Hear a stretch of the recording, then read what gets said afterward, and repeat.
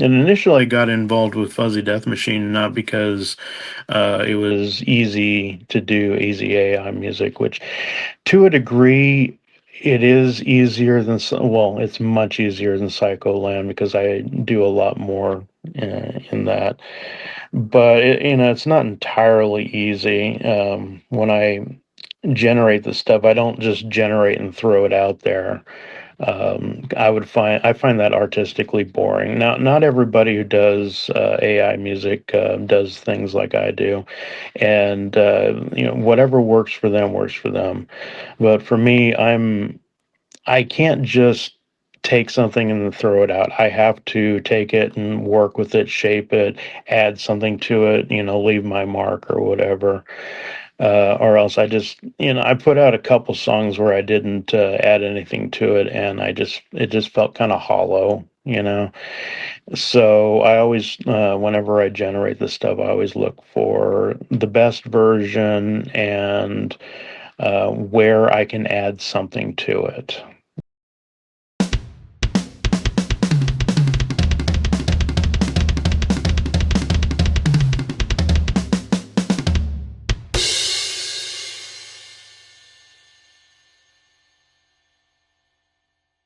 Hey everyone, welcome back to the All Music Matters Than That podcast. I'm your host, Brian.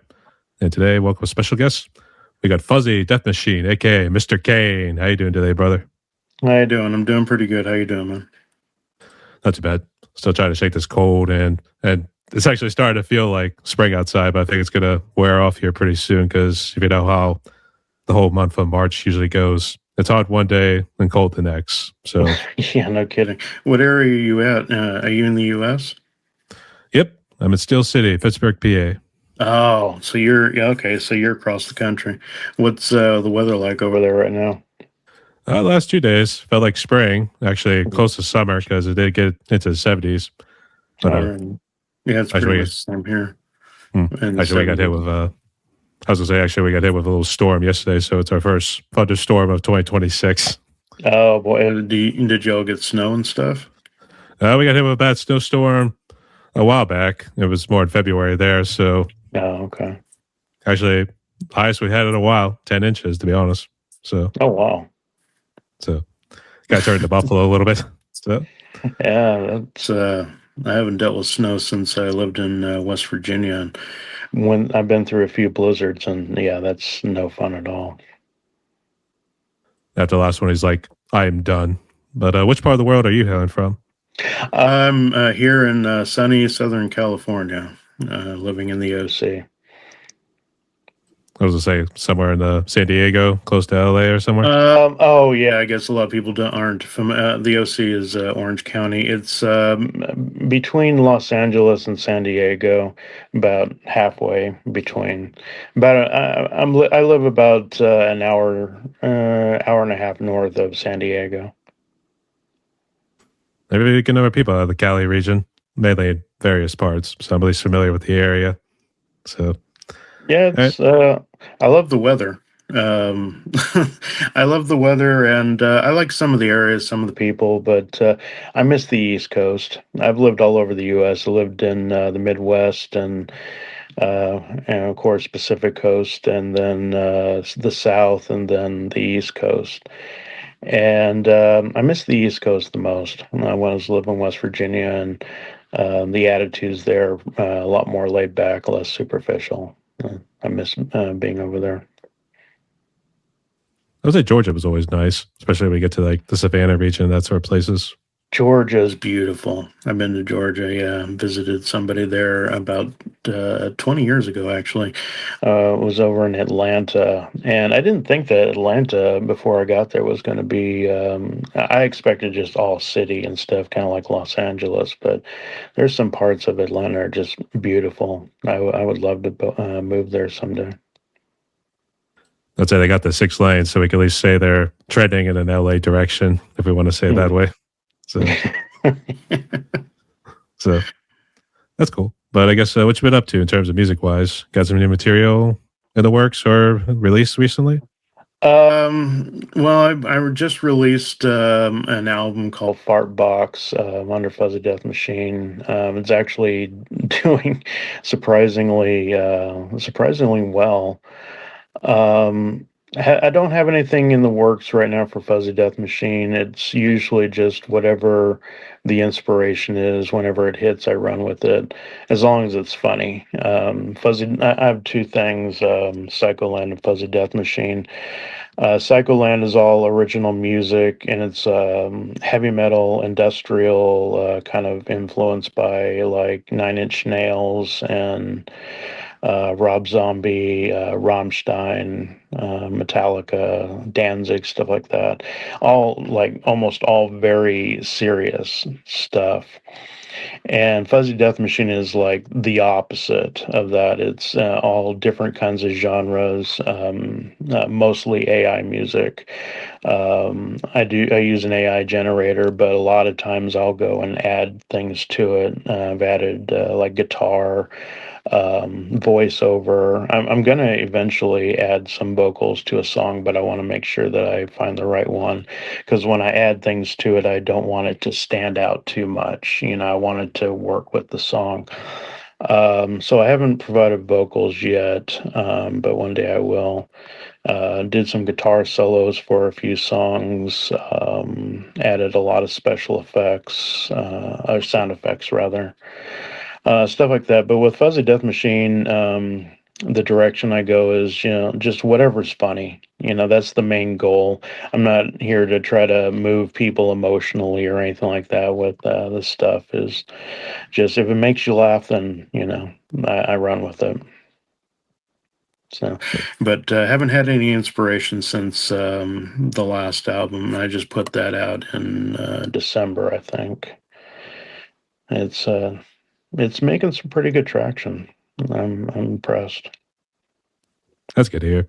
But I do have to seriously ask, what the fuck that whole deal with the whole Fuzzy Death Machine? Some of the songs I was checking out there too, because the one was the Fart Box, and Right.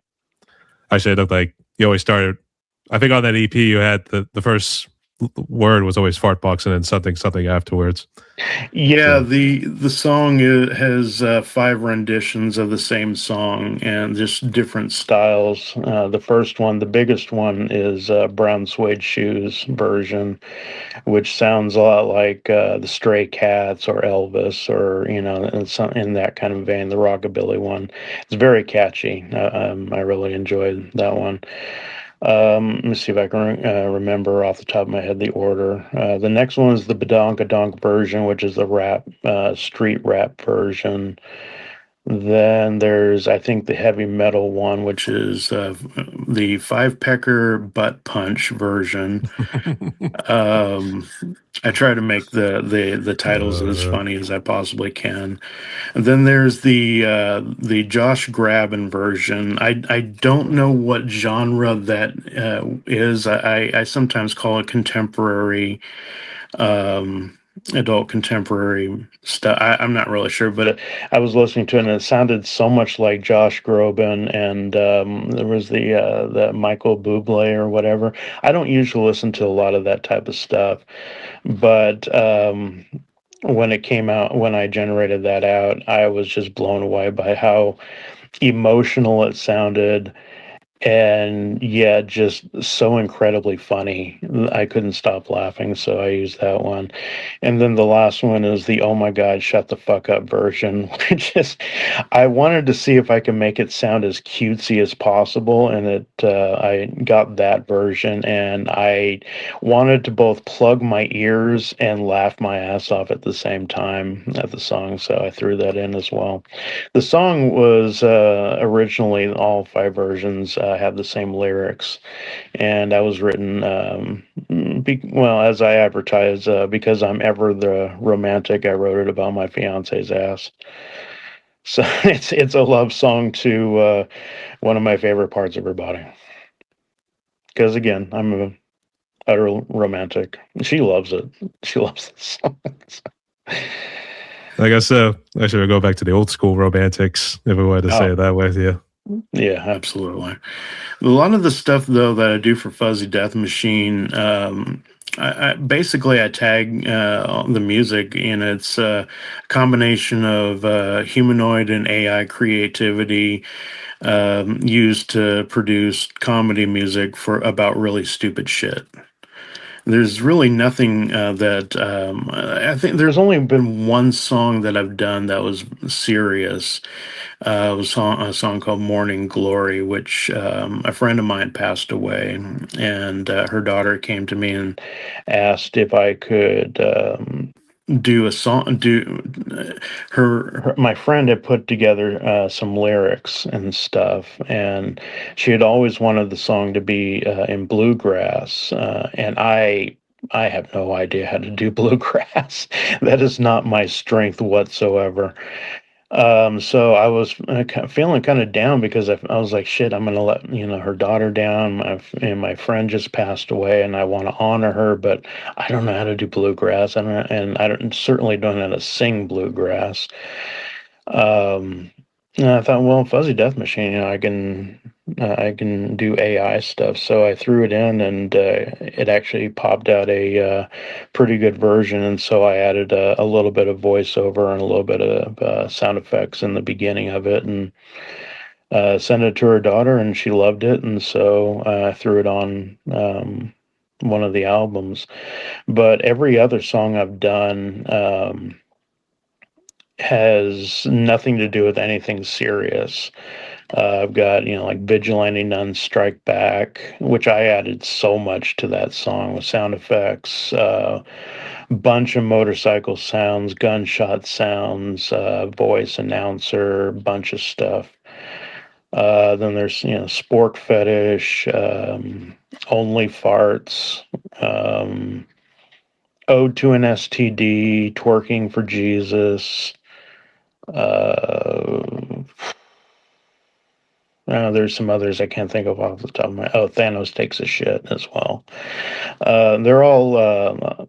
Most of them are. I find are pretty catchy. But again, it doesn't matter what genre it is. If as long as it's funny, and I know that other people will find it funny, then I just run with it. So really, it's just kind of for like a little comedic routine, not really just like poking fun at one particular genre in this case. Just wanted to. Oh yeah, I've done every genre from heavy metal to polka. So I love polka. I mean, I don't like listening to it on a regular basis, but when it comes to comedy, I think Weird Al definitely was on the right track with doing polka, because I mean it is just funny as hell, and you can make almost any song sound pretty damn funny with polka. But yeah, I've done polka, gangster rap, several pop songs, rockabilly, country western, and bluegrass, of course, but that wasn't for comedic value, stuff like that. So yeah, as long as it's funny, man, I throw it out there and see what happens. And initially, I got involved with Fuzzy Death Machine not because it was easy to do easy AI music, which to a degree, it is easier than well, it's much easier than Psycho Land because I do a lot more in that. But it's not entirely easy. When I generate the stuff, I don't just generate and throw it out there.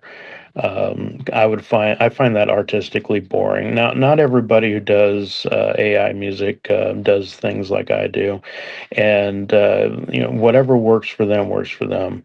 But for me, I can't just take something and then throw it out. I have to take it and work with it, shape it, add something to it, leave my mark or whatever.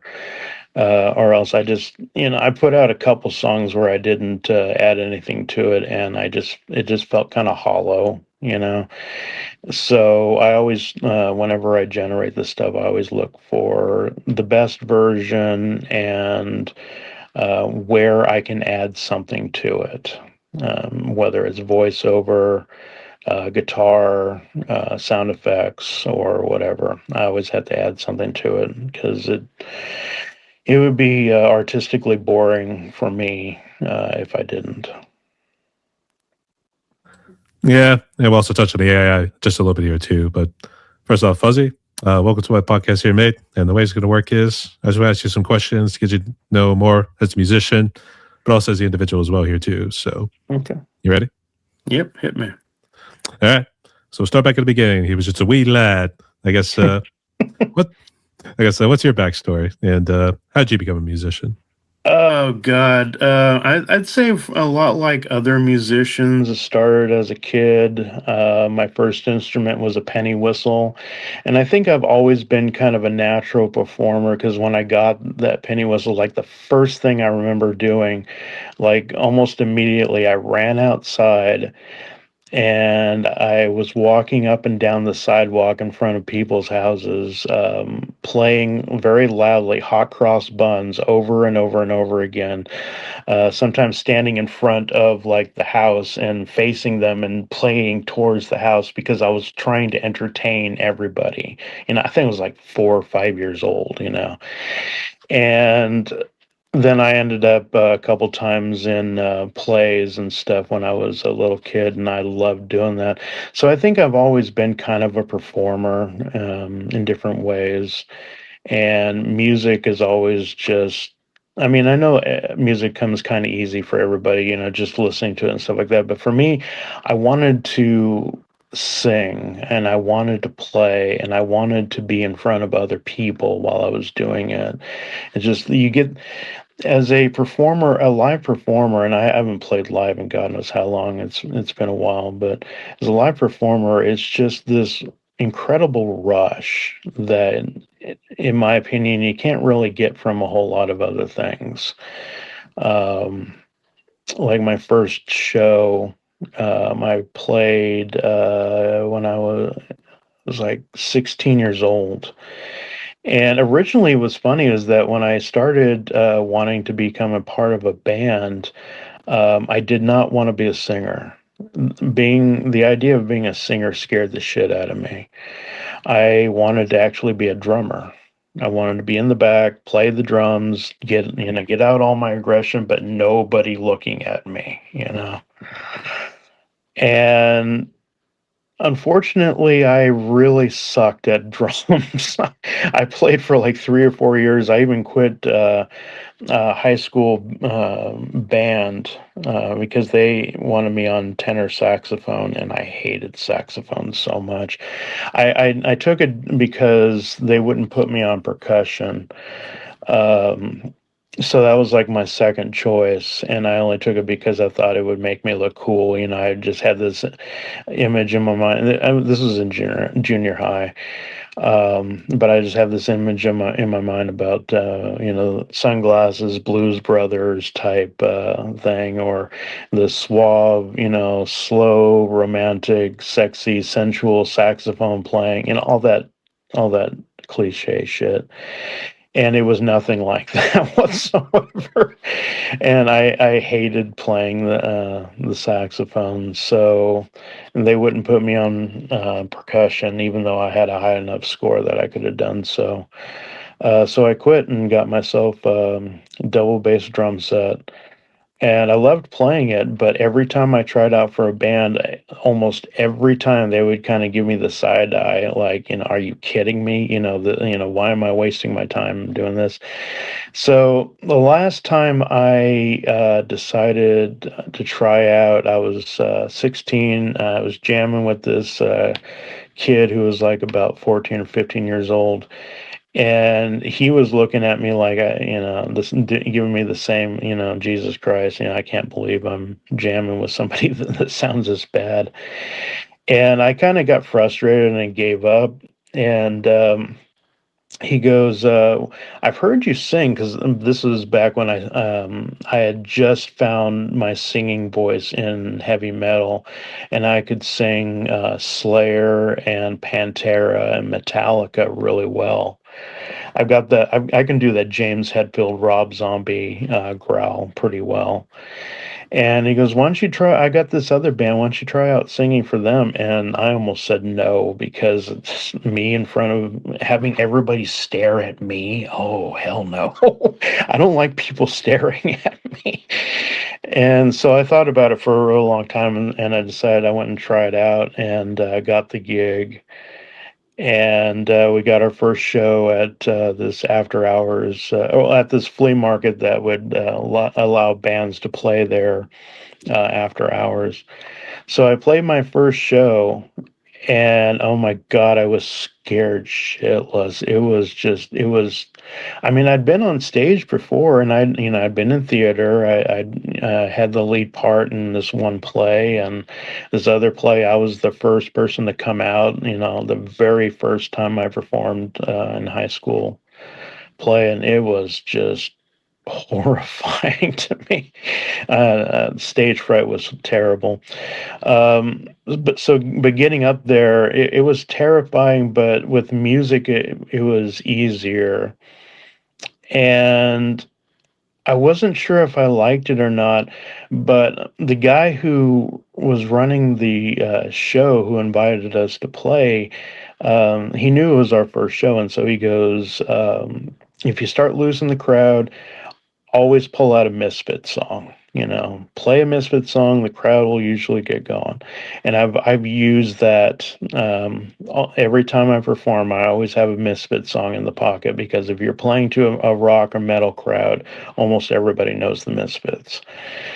So we decided to jump into the first song, and as soon as we announced the song title, everyone went from just kind of sitting there in their folding chairs, kind of like this, watching, to they jumped up, knocked over their chairs, and moved over to this other side of the room and started this mosh pit.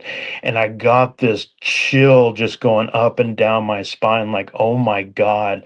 And I realized, okay, this is what I want to do the rest of my life.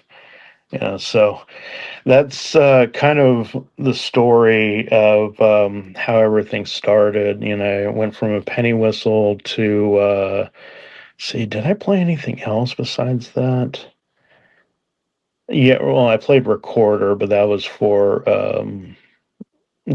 a test to see if I could, what score I would get in junior high band, which I got one of the highest scores, and so that meant I could go into percussion, but they wouldn't let me. So that pissed me off for a good couple of years. I stuck with it for like 2 or 3 years, and then at one point I'm like, what's the point? I'm doing this just so I can stay in music, but I'd rather play drums.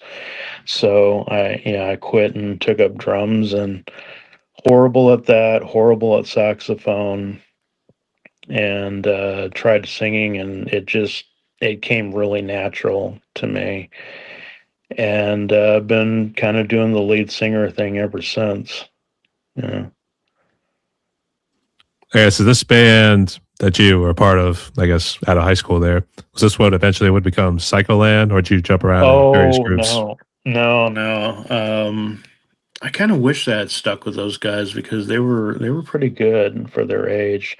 Like I said, I was 16. They were about 14, 15 years old. But the drummer, the guy who invited me to try out for his band, he played drums, and oh my God, he was phenomenal.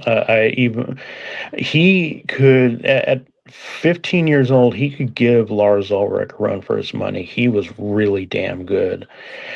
I can only imagine how good he is now. But no, no, that was when I was living in West Virginia. Um, and I've been in several other bands since. Psycho Land didn't come around until probably a few years, so probably around 2017 or 2018. We didn't put out our first album until 2020. I was just leaving, basically lighting a match and setting on fire the another band that I'd spent 10 years doing, and nobody else in the band wanted to do shit. It was all resting on my shoulders, and I got real tired of that. And so, and because my ex-wife was in that band. I didn't really want to have any association with her, so I just pretty much walked away and let everything go. And as I was doing that, my friend, who's also in Psycholand, he goes by Mr. Severe. Um, he brought a bunch of songs to me as demos. He said that he was trying to put together this side gig with this chick who was going to sing, and he'd done all the music, and she flaked on him. And so he was like, "Do you want to do something with these?" And I said, "Sure, yeah, send them over. Let's see what you got." And I was already starting up another band called Godless American. And when he sent me the demos, he sent me like 4 or 5 demos, which almost all of the songs ended up on our first album. I listened to him and I said, "Holy shit, are you kidding me? She passed on this." And I mean, the stuff, if you ever go and listen to Psycholand stuff, the songs "You're the Worst," "Mistress Suicide," and "Gaslight" were some of the ones that he sent me, and they just blew me away. And I knew that if I didn't drop everything to do Psycholand, that I would regret it. And I'm glad that I did drop the stuff, because that first album I did for Psycholand, called Clock Tease. It was probably it's probably the album that I've always wanted to do all my life. I just never had any of the creativity. I find I work better when I work with other people instead of by myself. But the problem is that I don't like working with a lot of musicians, because I get tired of the diva attitudes and stuff. I mean, I got enough of that going on in my head that I try to keep under control, like strong control, because nobody likes a diva. But if I got to deal with that with somebody else, I'm like, nah. I already got to deal with enough of that in my head. I'm there to work and do a job. I mean, to have fun too, but to me, I don't do this like, oh, I'm going to do a weekend gig, at a bar or whatever. I I try to do this as much as I can, like a career. The same with Fuzzy Death Machine too. Um, I started out doing it just to see if there was any market value really. I'd never messed with AI music until last year, and as I worked with it, at first, see the thing was is what Mr. Severe brought the AI stuff to me, and I had been railing against AI in art, movies, or music for like a good couple of years. And he brought it to me, and he was like, "Yeah, you can generate songs with this program, blah blah blah." And at first, I'm like, "Yeah, so what, man? We're musicians. We don't need this shit." And I started playing around with it, and I found it was like, okay, this is an interesting tool. We might be able to do something with this. I don't know. And then we thought about, me and him came with the idea we are going to turn all of our songs into yacht rock songs, easy listening and stuff. And to us, the idea was funny as hell. But after a while, I started thinking, I'm like, yeah, we're not big enough. Like, okay, if Metallica came out with their own yacht rock album, people would die laughing. It would be funny as shit. But they're also very popular, and people already know the catalog of their previous music, and so that's what would make it funny. But nobody knows Psycholand, so it would only be funny to us. And so we kind of scrapped the idea. And I started thinking about it, and I like writing a lot of lyrics. A lot of times whenever I'm really upset or I find something really funny, I'll write down lyrics and stuff like that. That's like a lot of people can just write and write and write, kind of like a novel or whatever. I don't have the attention span for that shit. And so I started writing up some funny lyrics, because there's like a couple songs on with Psycholand that are funny, but not a lot of them, not a lot of stuff, and I don't really have much of an avenue for comedy. But I've always worked with comedy ever since I was a little kid. I guess this would be the origin of Fuzzy Death Machine. When I was, God, I think I was like 4 years old. Um, this was back in the day when Transformers and GoBots were really popular. like really popular. I'm that old. um, I discovered with one of the Go bots, I could take the fighter jet, and I don't remember how I did this, but I was able to take one of the wheels and put it between its legs and look like testicles. My dad saw that and he died laughing. My dad had the similar sense of humor, and he goes, "Okay, I want you to show your grandma." And my grandmother had a really good sense of humor too, and so I remember I was standing in the restaurant. They're all sitting in the booth, and my dad was like, "Why don't you show her that thing?" And so I messed with it, and I showed it to her, and she died laughing. And it occurred to me, oh, if you can make people laugh, you can make friends. You can win them over. People will like you more. And so I just started cracking jokes all the time, left and right, and it just became my thing. And so comedy and music have always been a huge thing in my life, especially stand-up comedy. I think that if I weren't afraid to deal with hecklers, I would probably do stand-up comedy. But so I don't really have much of an avenue for that, and so I just started writing lyrics for what would eventually become Fuzzy Death Machine. I'm trying to remember the first one that I wrote. I think it was Spork Fetish, which is a song about. It's basically a song that involving food porn, you know. And I actually I put it put into the generator, write a song about someone who was really turned on by sporks, and it wouldn't generate it, which is fine because I prefer writing my own lyrics anyways. And so the chorus just popped in my head, spork me harder till I scream, instead of using the word fuck, I put spork in there, and it just everything started kind of flowing out. And well, at first it didn't, because it's really hard to write an entire song about sporks. So I realized I had to kind of branch out, and the only way that I could really do that was food porn. And so I was like, screw it, why not? Let's see what happens. And it actually came together pretty damn funny. And so I threw it into the generator, and I was like, oh shit, this is actually pretty good. And I picked the best one and had to go in and edit it by hand, because AI, a lot of times people will say, oh, you type a few things, it spits it out, and you can throw it out and sell it. It's not that easy, but it is definitely easier to do that than to actually learn an instrument. So I understand both sides of the controversy with people not liking AI in creative stuff, whether it's music or imagery or whatever, because it does take away from artists to some degree. So, well, okay, I shouldn't say it takes away from them. It doesn't take away from them, but it does make selling their work a lot more difficult, because, if you look at it from a consumer point of view, would you rather pay $500 for a hand piece of artwork, or something that looks almost as good or whatever for like 5, 10, 15 bucks? As a consumer, you're going to go for the cheaper one. And so, yeah, that makes it more difficult for a lot of physical medium artists to sell their stuff.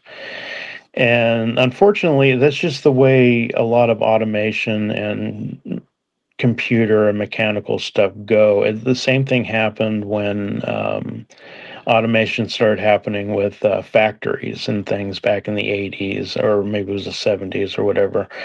And a lot of people were put out of work because of automation and stuff. AI is really kind of no different. It's a tool. And I don't shit on the tool. I shit on the tool makers, and the people who use it to put other people out of business.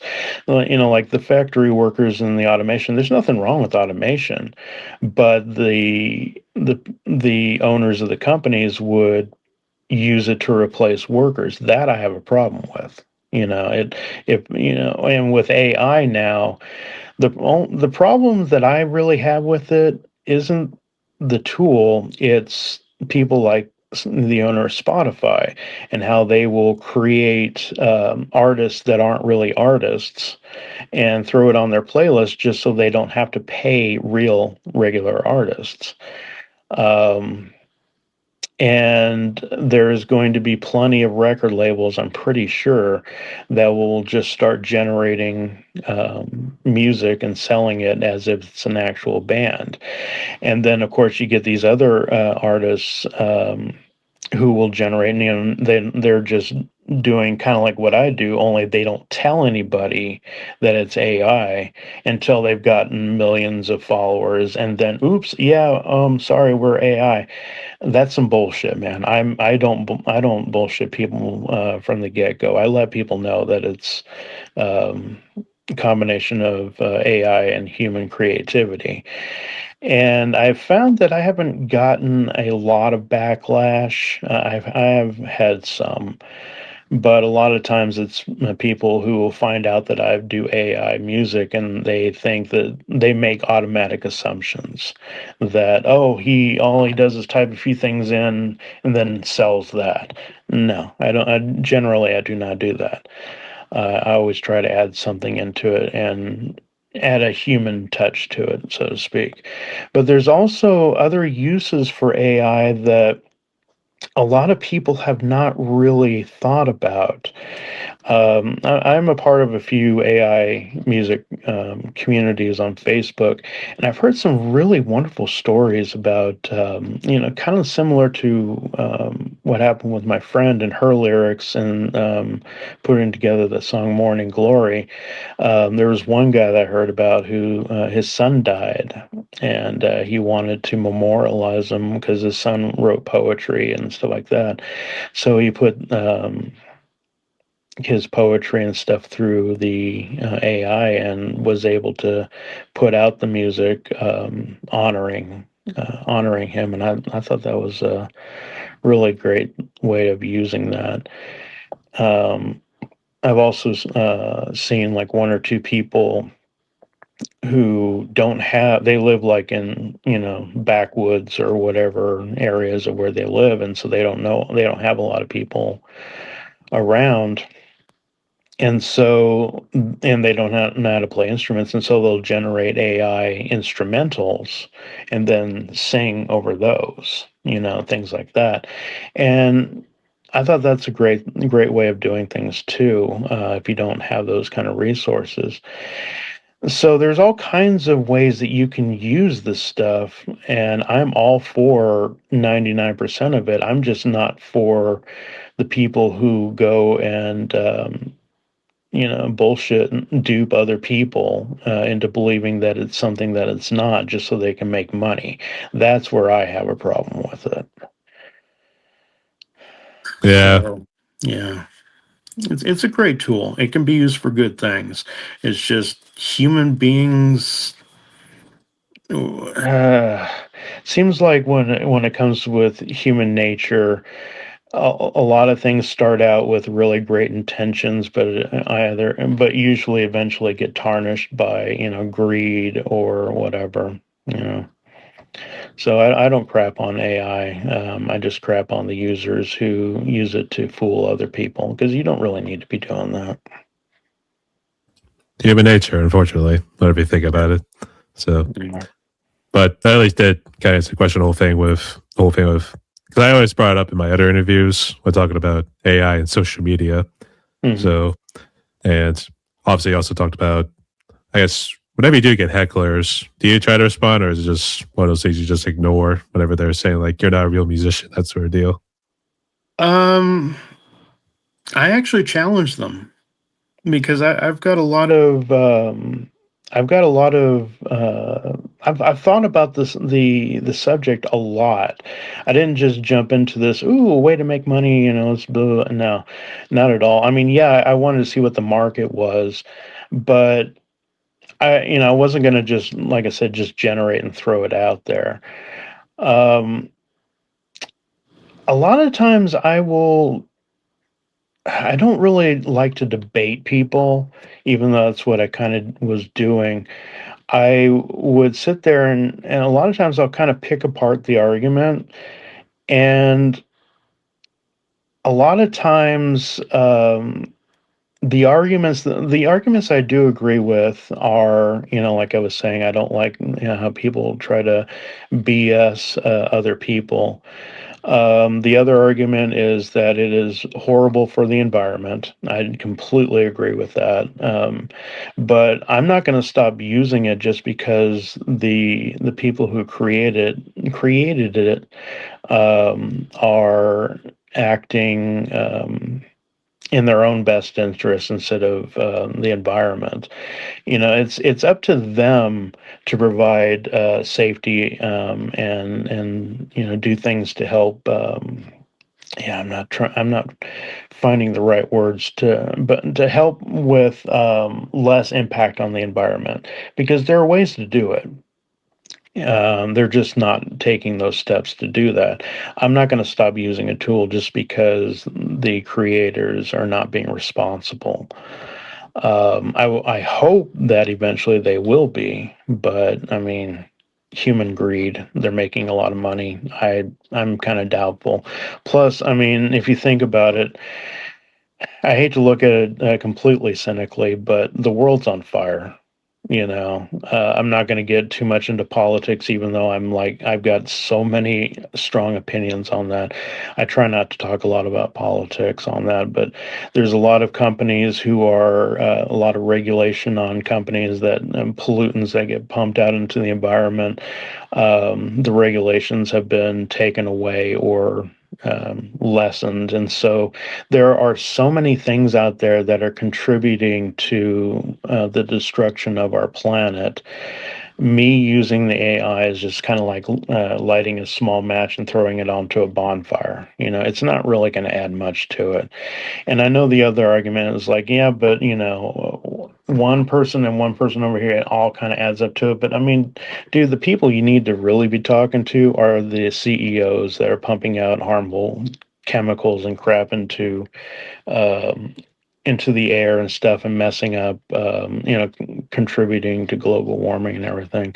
Me using an AI tool just to make people laugh, I don't think is really going to make that much of an impact. Those are the arguments that I do agree with. A lot of the others I don't. And I'm saying this as a musician as well.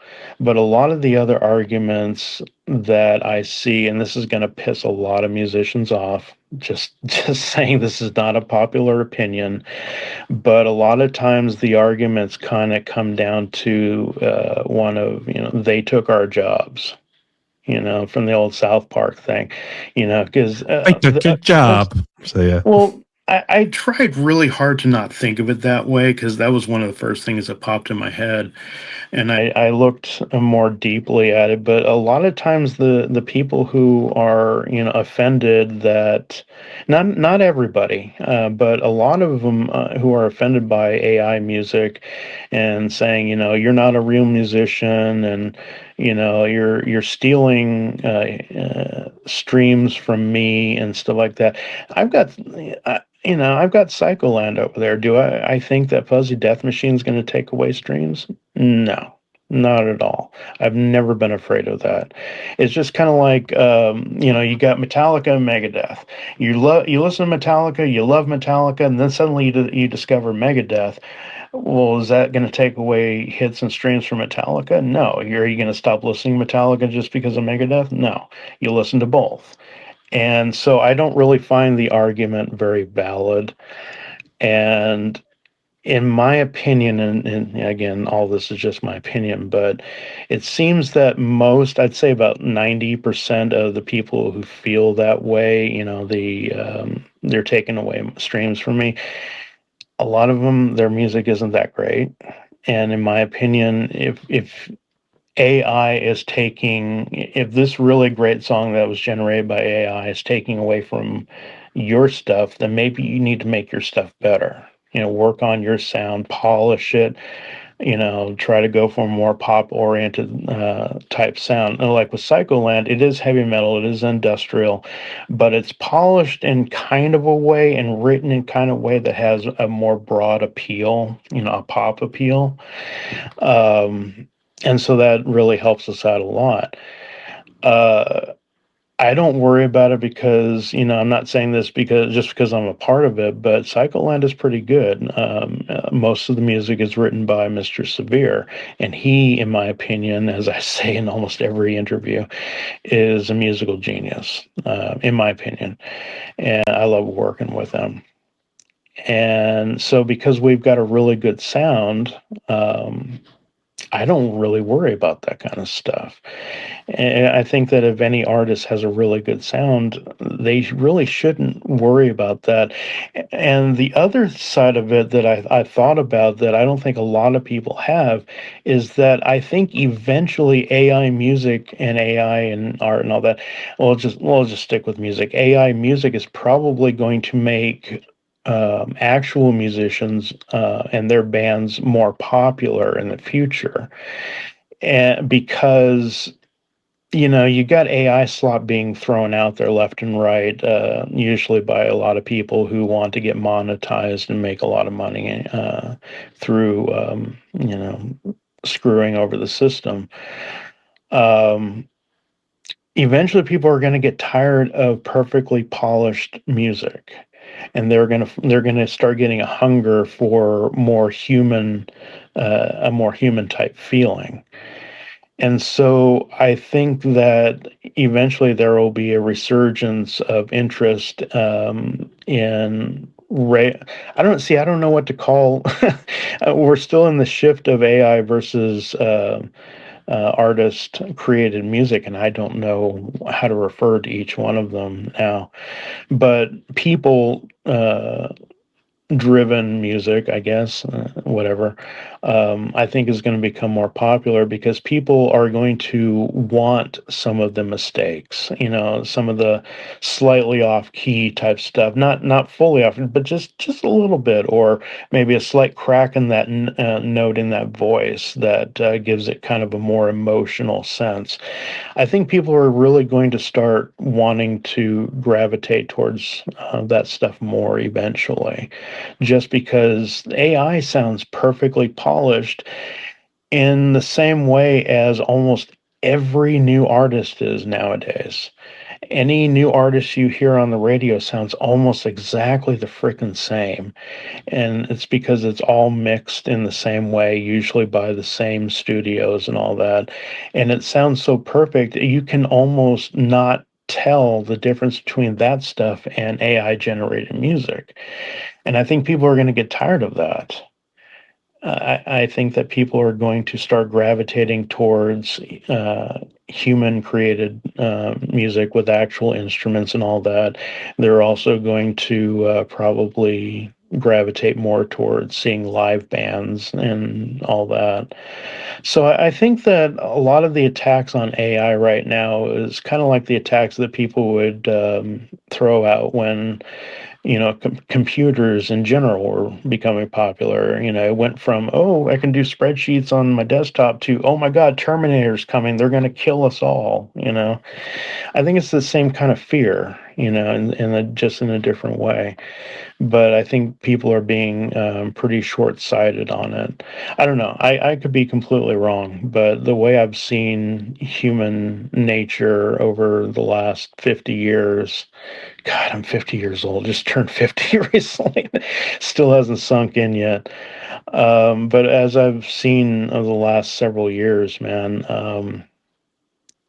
it's people are going to do the doom and gloom stuff, and yeah, it's going to have a strong impact on people's lives, but I don't think it's this nefarious crap that people are putting out. They're still trying to go the Terminator route, and it's all going to become sentient, and we're all doomed.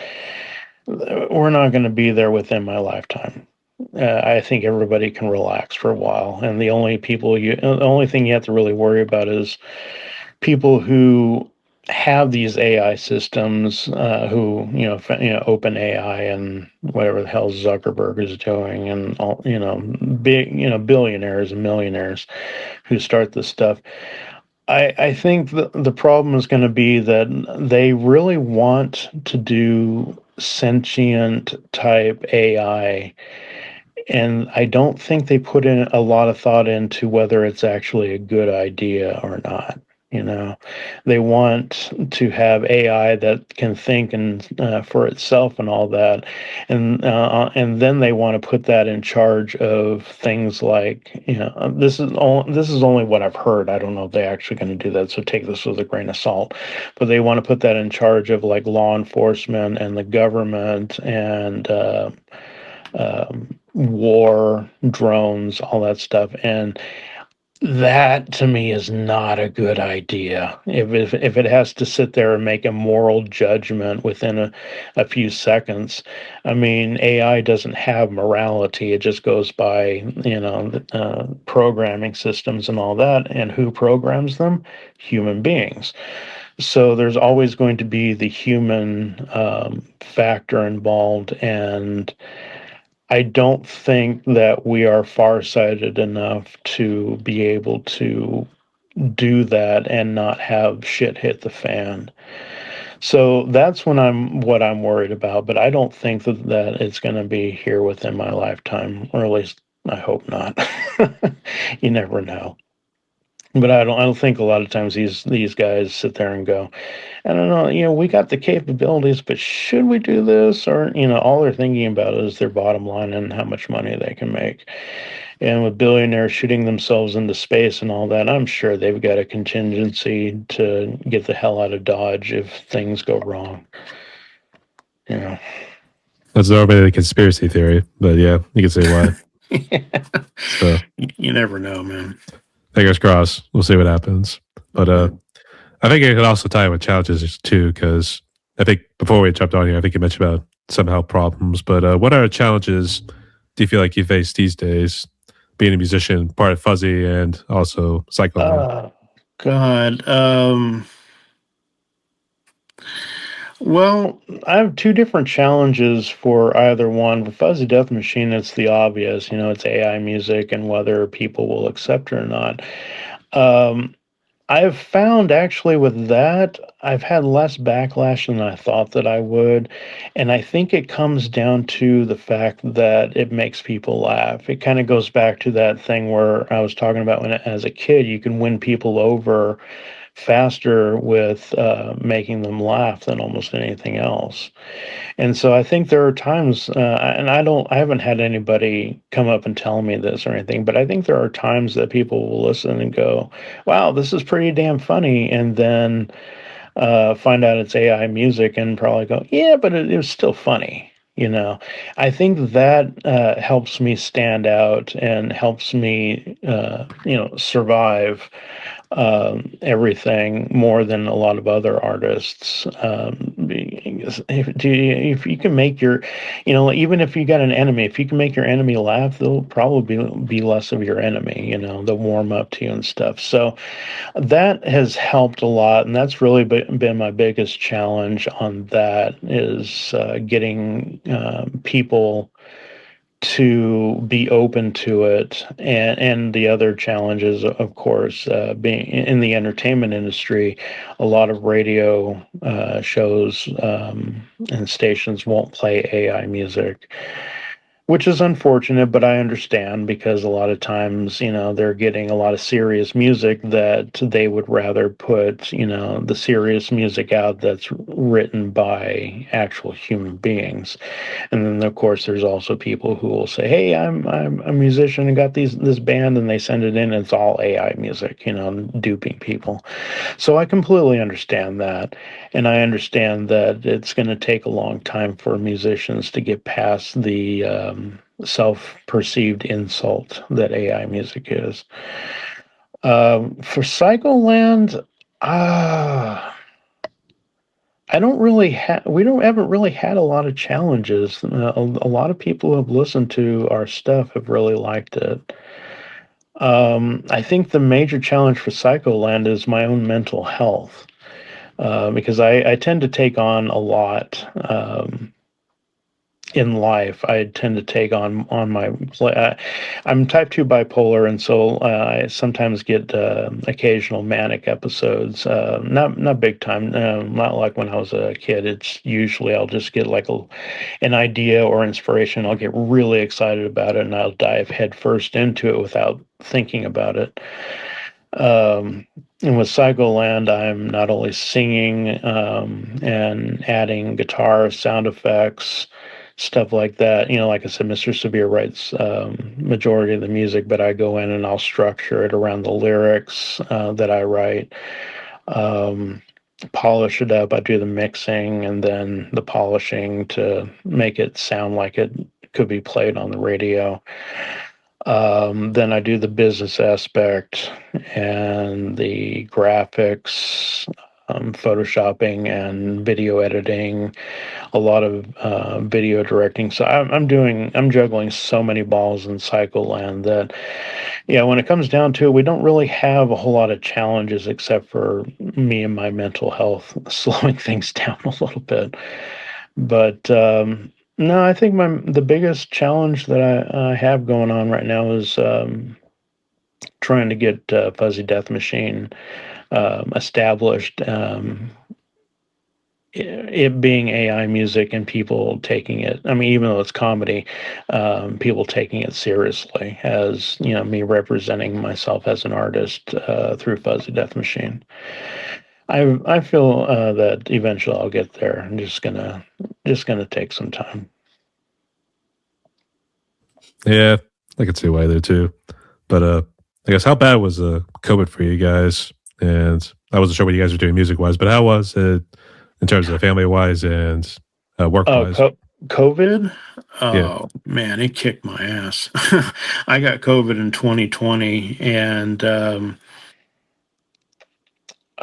actually got, weirdly enough, it was I think I got like the earliest strain of it because I got hit with two symptoms, but I didn't get the massive breathing problems. Um, it messed up my lungs in the long run. Um, when I first got it, like I spent 2 days not being able to sleep. Like, yeah, I mean, I couldn't sleep enough. I was sleeping so much. And then about 1 or 2 weeks went by and I was fine. And then all of a sudden, one day, my lungs just like completely seized up on me. Now, I've um, had asthma since I was 18. So I had inhalers in the house and stuff like that. So I didn't have to go to the emergency room for it, thank God. But it definitely was scary. And then the symptoms went away, and I was fine for the rest of the year. But started noticing near the end of the year, I couldn't smoke weed anymore. Every time I would try to inhale, my lungs would just kind of would go, screw you, and seize up on me. And by the December of that year, I had to stop smoking weed. I had to stop smoking everything.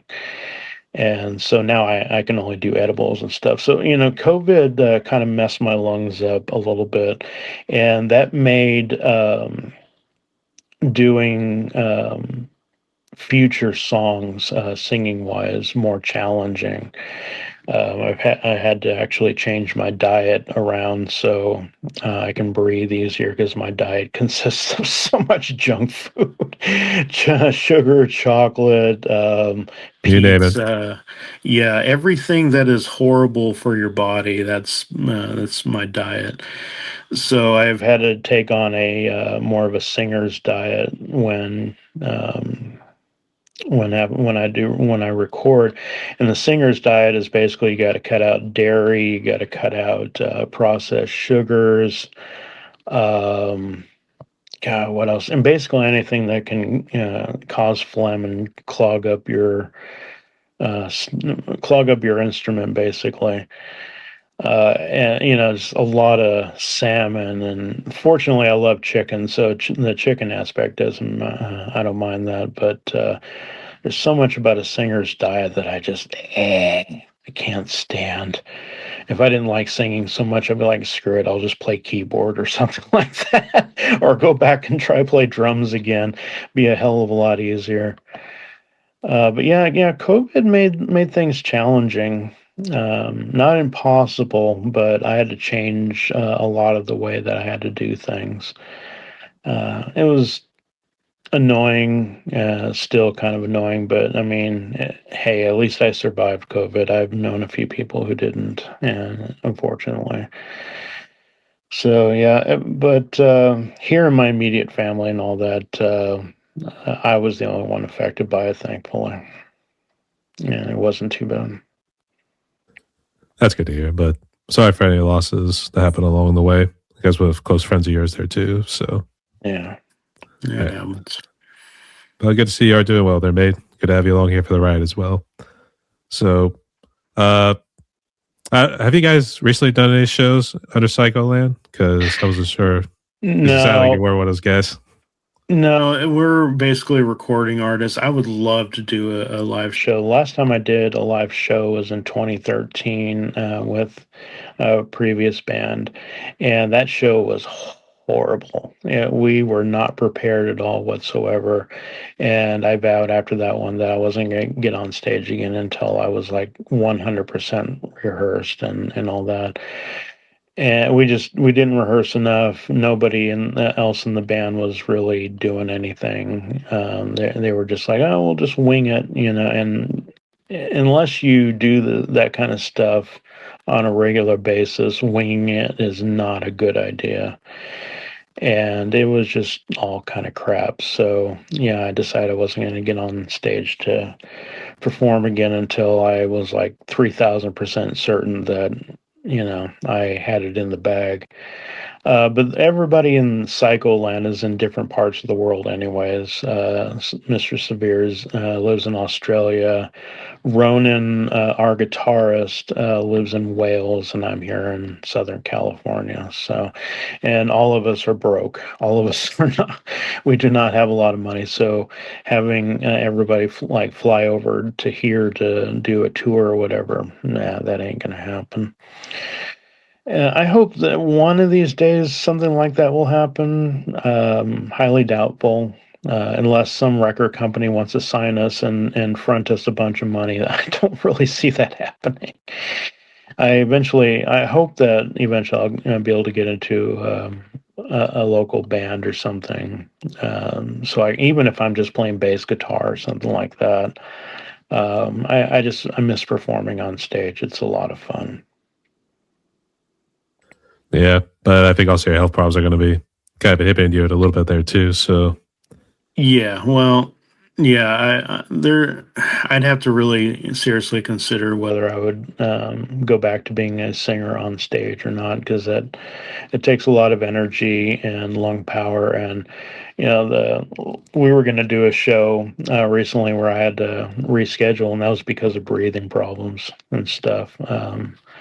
So my lungs might be finally catching up to me. I may not be able to continue as a singer, at least not live during live shows. Recording artist wise, I can do a shitload of takes and eventually pull out the best one, but live show you only got one shot. So we'll see. More than likely, I'll just if I want to do live stuff, I'll like play bass guitar and do some background vocals or something. I'd be good with that. that's a lot more physically demanding too than doing live. So you can see why. Oh yeah. Yeah, it's a rush though. I miss that rush. I'd say performing live on stage is probably the best drug I've ever had in my life. Life. It's just there's nothing that compares to it, not even alcohol. It's just there's something about it. If you get up there and you're playing and people are responding very positively and they're really getting into it, it's this feedback loop of positive, positive, positive, positive, and it just the energy builds and it grows, and it's just unlike anything I've ever experienced before. I miss it a lot. Yeah. And I was going to ask mainly about, I guess, the gear that you guys have. So I guess what do you use for a fuzzy death machine? And then I guess what do you use for like cycling in terms of vocals? And I don't know what you have for guitar or anything else.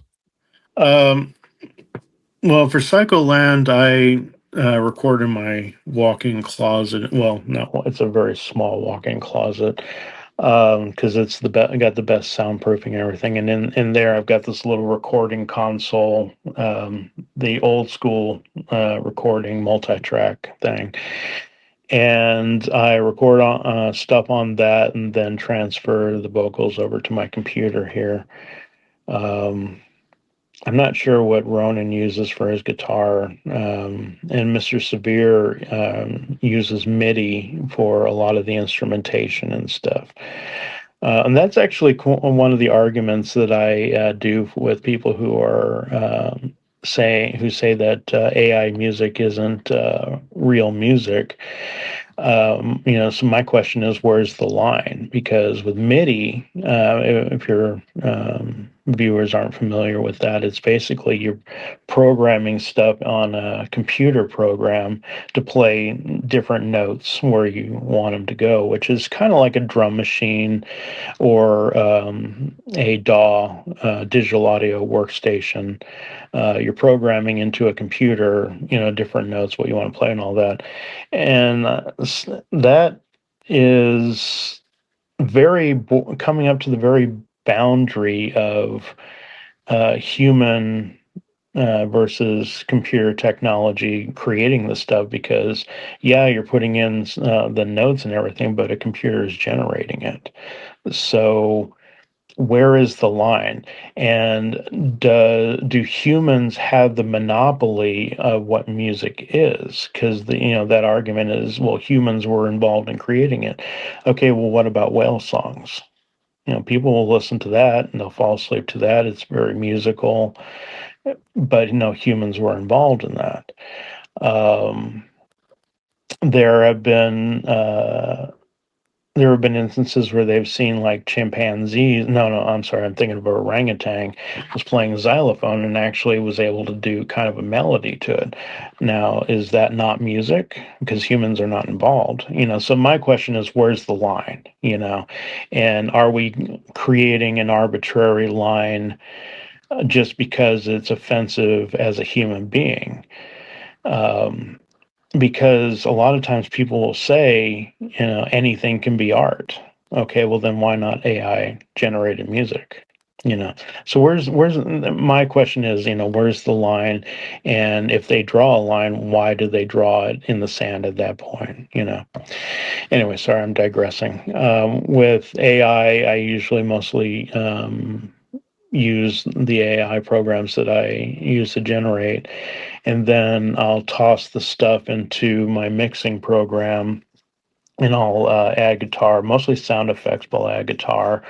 My guitar, honestly, I'm a horrible guitarist. I will never claim to be anything close to good. A lot of times I can just play power chords, and that's with an open C tuning. So I'm not even doing the drop D tuning type thing.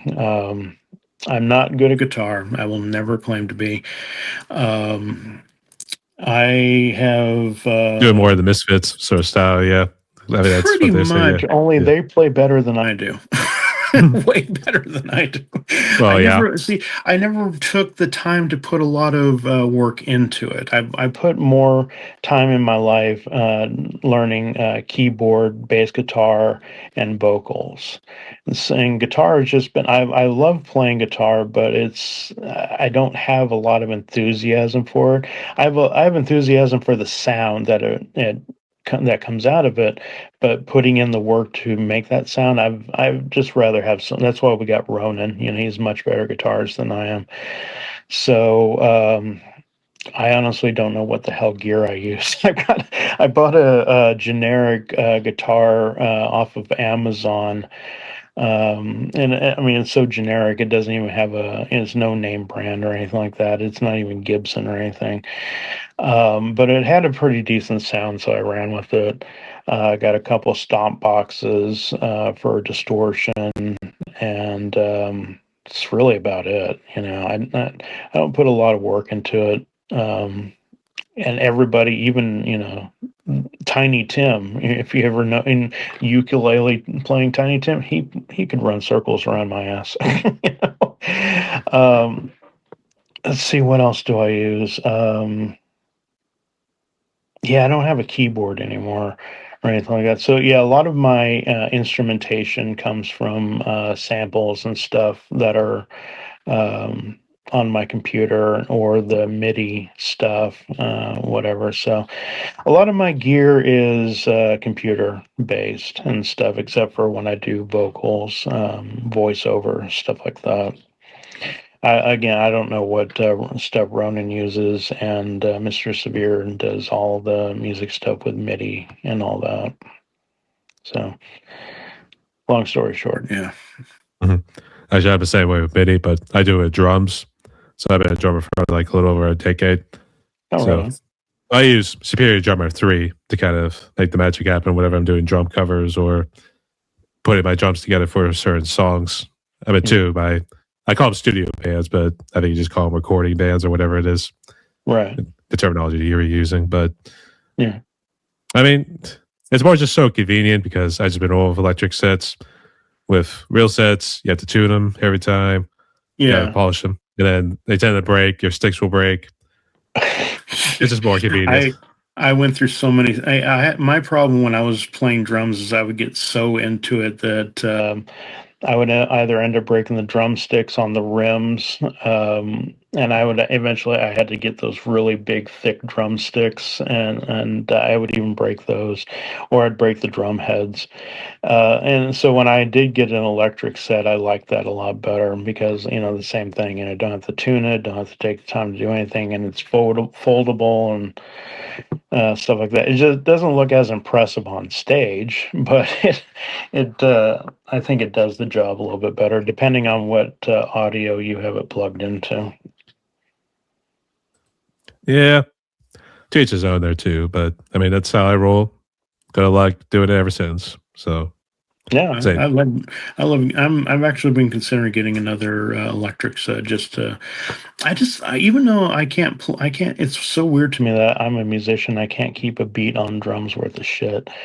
But even though I can't, I still love playing drums to music. There's something about it. It's just almost primal. It's pretty fun. And one of these days, I'm probably going to get another electric kit. One of these years. it's therapeutic, as we like to say. It We're able to is. hit things It is. legally. That'll deal. Yeah, it is. It's very therapeutic. It's almost as therapeutic as singing.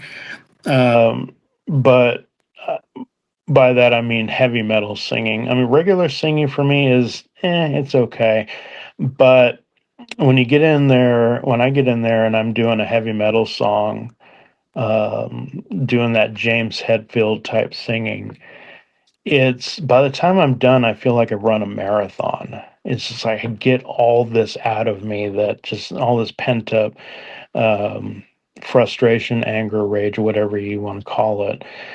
I was a very angry kid, back in my teenage years and stuff. And, I had at times an explosive temper and I would go off on people and all that. But after I got into therapy in my mid 20s, I decided that I was only going to save the yelling and screaming for the microphone. And it's made a world of difference in my life. And so, yeah, I just write down frustrations. If it makes it to a song, I just throw in as much as I can into it when I'm singing, and it's very liberating. It really is. I recommend doing that for anybody, even if you don't want to do it the way I do it in recording professionally. Just sing in your car, with nobody else here listening. Just scream at the top of your I wouldn't recommend doing that a lot. You might lose your voice. 'Cause, like when I have to do the metal vocals and everything, I have to do a lot of vocal warm ups.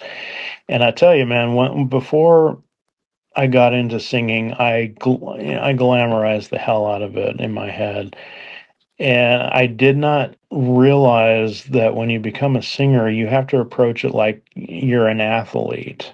When an athlete will have to run, a runner, let's say, has to run every so often to stay in shape, especially if they're competing or whatever.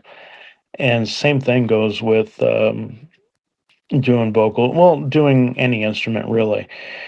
but you also have to keep in mind, not only, your instrument being your vocal cords, but you have to keep in mind your lungs and what goes into your body, because and anything like that can cause phlegm, can gunk things up, and so you have to kind of change your lifestyle around it. Guitars and drummer and all that, guitarists and drummers and stuff, they don't have to do a lot of that stuff, just have to practice a lot and keep themselves in shape that way. But a lot of times you don't have to work on breathing and keep yourself in shape so you can breathe a lot better when you're performing. So there's a lot that goes into it that if I had known that before I had gone into it, I probably would have chosen something else. But I wanted to be that guy, just like a lot of singers who just gets in front of everybody with a microphone and, and everybody cheers and, all that glorified shit. But it takes it takes a lot of work to be a vocalist.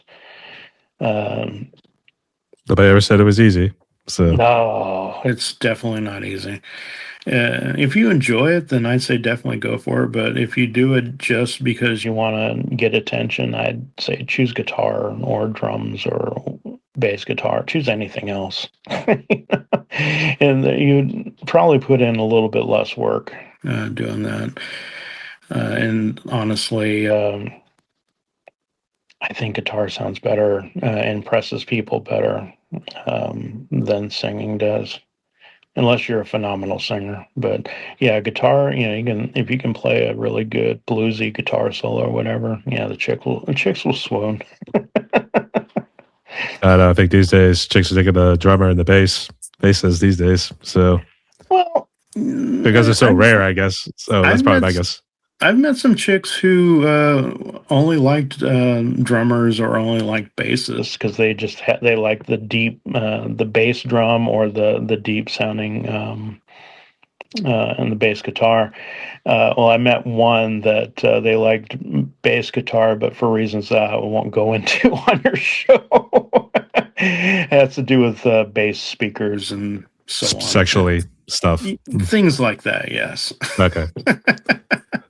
I can just picture it right now, but let's just keep it PG-13 here. Keep it as family friendly as I can. Yeah, it's going good though. We'll leave it like that. So, but I guess in terms of Fuzzy, were you really trying to go for that Weird Al, or I don't, maybe not like Tenacious D because they're a little bit more of the hard rock sort of deal, but was that what you were initially trying to go for? Well, I started out to, like I was saying, just seeing what I could do with the comedy stuff. And it came out so well that I started thinking, well, maybe I could do something with this. And immediately Weird Al came to mind. And so I list as my influences Weird Al, Bloodhound Gang, Psycho Stick, and a lesser known group called There I Ruined It, which is they're popular online. And they work with some AI in music as well. But yeah, Weird Al's the big, and Bloodhound Gang is the biggest one. So I'd say my stuff is a lot like a combination of Weird Al, but with a Bloodhound Gang type attitude, raunchy comedy and stuff like that. I mean, it's not all raunchy, but the majority, especially the best songs are, yeah, kind of sophomoric, toilet humor. Things like that. It's not something that you would want to play in front of your grandmother. Borderlining on the pornography in a way, at least with what we kind of talk about here and there too. So maybe not so much interaction or anything like that, but just describing the sort of scenes, for instance. Well, I guess you could say some of it's kind of pornographic, but I like to dance the line between eloquence and raunchy. I don't like staying on one side or the other too much. I try to put a lot of thought into it. I mean, I could do, I could throw together just a bunch of fucking words that sound raunchy and put that to polka and people would laugh, but that song wouldn't last. People would forget about it. But if you can make like every other line or whatever very memorable, like I remember. I was on a show. It was a review show. I didn't know it was a review show. I was when I found out. I showed up and I found out it was a review show. I was like, ah, shit, I'm fucked. Because usually when people review my stuff, the stuff that I have now, like I was saying, is good. But I always had the worst luck on review shows, and so I had sent in Fartbox, the brown suede shoes version, the rockabilly version. And I don't remember if I told them it was AI or not. I have it on all my pages that it's AI music, Facebook, Instagram, even on Spotify and stuff. So I don't hide the fact, but I don't remember if I told them up front or not. Um, I think I did. But I had submitted to several places, so I can't honestly tell you definitively if I did or not. But anyway, so yeah, I ended up on this review show, and they started playing a couple of other songs, and they were tearing them apart so badly that I was like, all right. And this is the thing. That's the thing about being a musician, especially when you send stuff for reviews and all that. You have to have an incredibly thick skin. You have to brace yourself for the words, especially when you're doing reviews. I've gotten bad reviews like decades ago. I even got this one review that I almost quit music over. It was pretty bad. And so I'm going into this show. I'm like, okay, well, they're going to rip me apart, so I better brace myself. And they put on the song, and almost every one of the songs that I've done that's really, really funny, the first verse is almost always mundane. And people, when they listen to music, they will give the first verse and the first chorus a try. And if you haven't hooked them by then, you're probably fucked. And so I usually write kind of a mundane, it kind of lulls you into a sense of kind of, okay. And then you get smacked by the punchline in the chorus. And so um, I'm not sure how much of the lyrics I can really recite on your show. I guess I've said fuck, but okay. Um, like I said, it's a song about my fiance's ass. Yeah, I don't know if I can mention the lyrics on your show because they're not family friendly.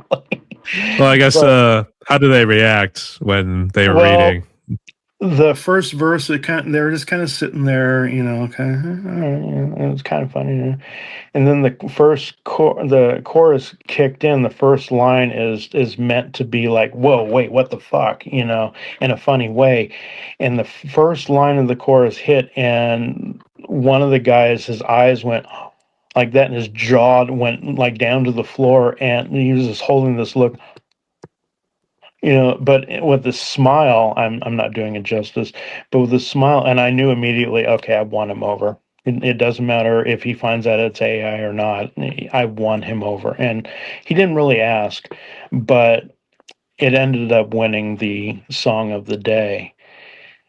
And so that's kind of how I write a lot of the stuff, and that's like I said, the better songs are written like that. Um, I kind of write them like as a stand-up comedy routine. You get the setup, then the punchline, and so on. But you got to write it as kind of a prolonged comedy routine because I write it kind of like lulls you into a sense of whatever, and then you get hit with the first punchline, which is the chorus. But after that, with stand-up comedy, you hit the punchline, move on to the next joke. Well, you can't move on to the next joke. You have to keep hooking them. So the second verse, it doesn't have to be as good, but it has to be good.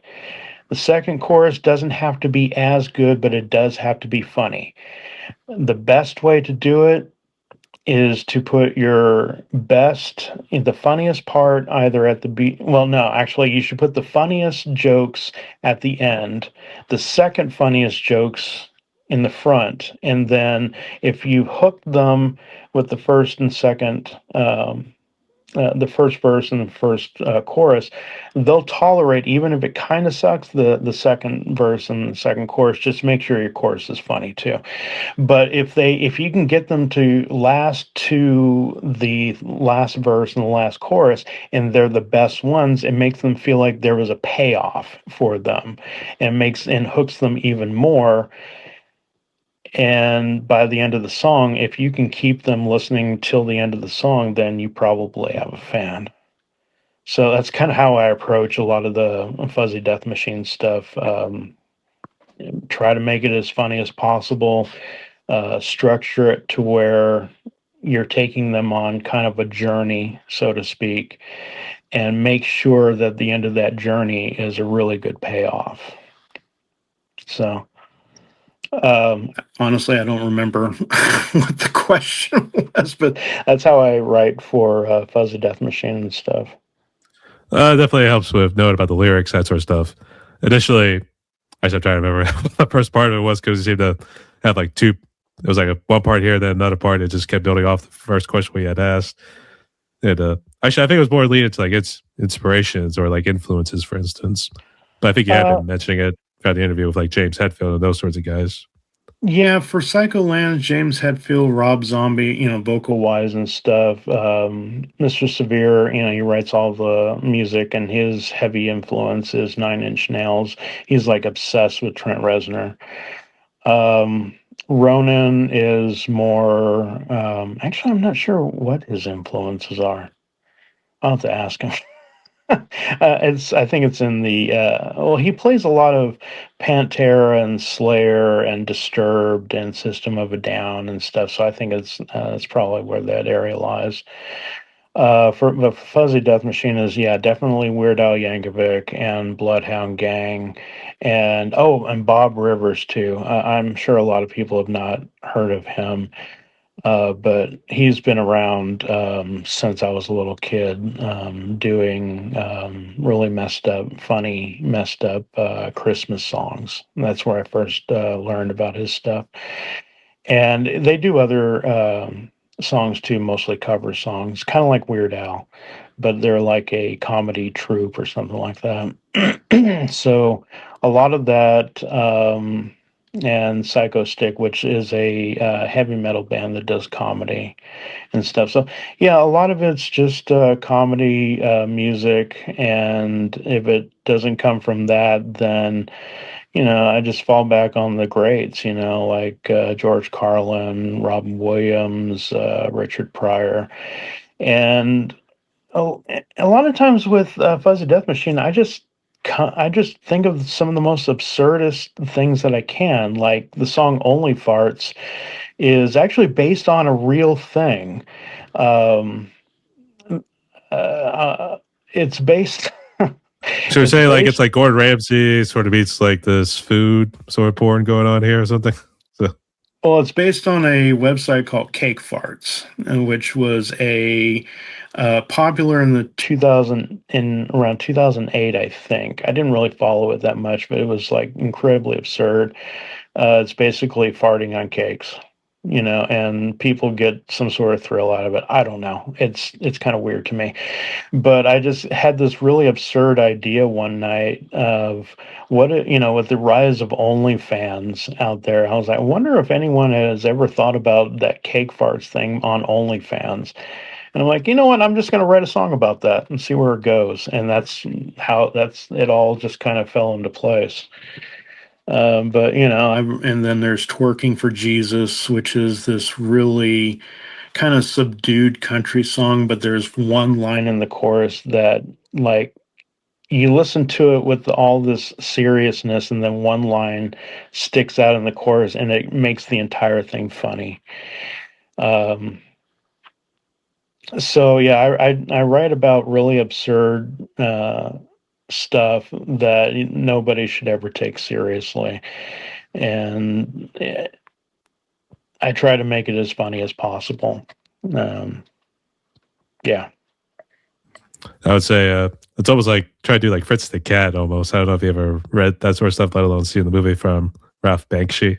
I have heard of Fritz the Cat. I think I've seen pictures, but I'm not really Entirely familiar with Let's just Fritz. say, maybe for an album cover, it'd be like, "We're not rated X for nothing, baby," or something like that.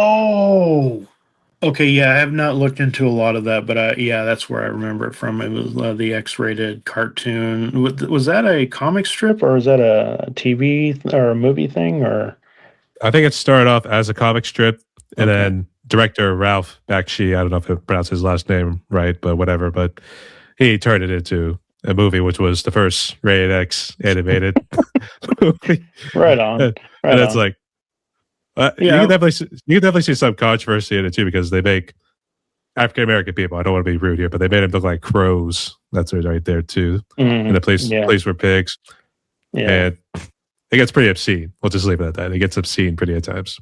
So yeah. From what I've heard, yeah, yeah. I guess. I mean, It, I don't sit out and try to write raunchy stuff. It's just that's just how my brain works, man. Um, I mean, I don't know. It's just I've always had a thing for comedy, and I always have weird, absurd things pop into my head. Just oh, I wonder, if this is a thing, or wouldn't this be funny if that was a thing, or whatever. And usually the most absurd stuff, like Winnie the Pooh in running drugs on the streets. There's a song I did called "100 Acre Hood," and it's about Eeyore and Winnie the Pooh, who are gangsters in the hood running drugs. But I think that, if I remember correctly, the drugs are like vegetables and food or something like that. It's just absurd stuff that no one should ever take seriously. that's our puppet Eeyore with antidepressants. I don't know if I don't know what you say. Y- Pooh was it actually, or piglets, or rabbits probably on crack or something. I'm trying to remember the first one. Eeyore in the hood. No, Eeyore in the trap, his tail's dragging on the pavement. So Eeyore was like dark and evil looking. Winnie the Pooh was stealing honey from honey pots. Um, Rabbit was selling carrots and vegetables on the black market, just stupid shit like that. Actually, Yes. I just thought about presidents of the United States. I think they did like a song "Peaches" or like even the Oh song yeah. "Lump." Oh So, yeah, I've forgotten about that band. Yeah, there's an yeah. idea for maybe some new material down the road. If you can make it raunchy, more than likely, I'll probably think of something. I mean, it's one of those things like you took a fruit in this case and you just make it sound so wrong at the same time. That's fair to what I get with the song "Peaches." So Yeah. Well, you gotta have a knack for doing that. You can't just easily write that stuff. As I was telling my friend, or Mr. Severe, I almost keep saying his first name. He doesn't want to go by his first name. Um, but I've told him many times, comedy is hard. You can sit there and write some things that might make your friends laugh, but to a wider audience, you have to actually put a lot of thought into it. And yeah, so like with the peaches and all that, I mean, I'm pretty sure that even though it was a simplistic song, I'm sure a lot of thought went into that song. Same with like Weird Al and and Bloodhound Gang. I mean, a lot of their stuff seems very sophomoric. It seems like there's no thought really put into it, but the songs are funny enough and catchy enough that they hold on to your interest for like the entire song, that takes a lot of work. So yeah, I mean, I write about raunchy and toilet humor type stuff, but it's not without forethought. I structure everything to make it, as I've said before, not only funny when you first start hearing it, but I try to make it funny throughout, and that's pretty difficult to do. Yeah, that's for sure. And I guess out of respect for George Carlin, may he rest in peace, as well as Robin Williams. Those guys Yeah, were funny as hell. So they were legends, man. I that's grew for up sure. watching that stuff, especially Robin Williams a lot. I miss that guy. He did really good in entertainment. Mm. I guess kind of jumping into the fun questions. First off, do you have enough life on your battery left? I don't know if you're using your phone oh right yeah, now. Yeah, I'm good. All right. I'm good. But I guess with anything with George Carlin or Robin Williams, would you say they were like your favorite movies? I don't know if maybe you have a favorite one or a favorite TV series as well. Oh, favorite movies. My top three favorite movies are number one, Fight Club. That will always be my favorite. I've seen that more than 20 times. And when it comes to movies, I'm usually the type of guy that I'll watch one and then I'll never watch it again. So if I watch it more than one time, then it's one of my favorites. Second one is Seven. The serial killer movie that he kills by the seven deadly sins. And third one is Natural Born Killers. I think that movie is just a complete masterpiece. So a lot of my favorite movies are very cynical. My fourth favorite movie, though, is Everything Everywhere All at Once. It's just that movie is so well put together, and there's so much going on. I love a movie that you can watch more than once and spot different things in it. It's one of the reasons why I like Fight Club, because I mean I've watched it more than 20 times and I'm still going, oh wait, I didn't see that part. You know. So yeah, Fight Club would have to be my definite favorite movie. And for TV show, it's probably be Family Guy, either. A toss up of either Family Guy or The Daily Show. Jon Stewart. Well, definitely Jon Stewart. I liked with Trevor Noah too, but Jon Stewart is always going to be, the OG man. I love John. That guy, he earned so much of my respect.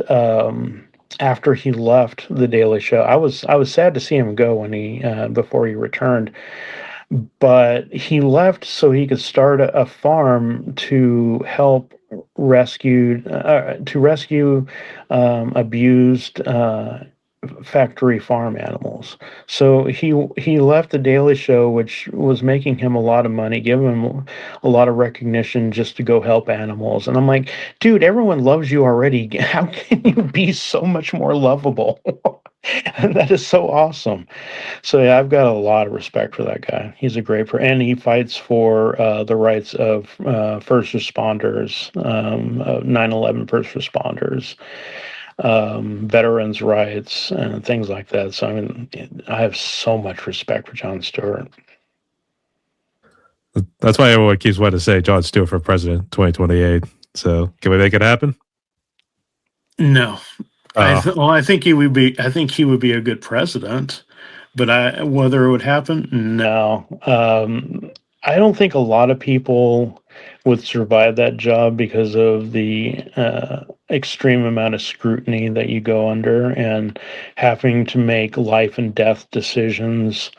Um, because almost every president has had to bomb a country, either had to or wanted to, or they had to do something that might kill people in some way. And I know I couldn't do that kind of thing. Making those kind of choices and all that. It would keep me up at night.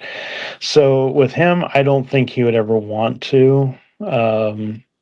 I think he would be great at it, but do I see it happening? No, I don't think he's has that much of an ego. I think most people who become president probably have like massive egos and all that, and he seems to have a little too much humility for that kind of thing. But yeah, I mean, hell, I would love to see him. Hell, I would love to see Danny Trejo as president. That would be awesome. I think they would all lose their minds in that case. So.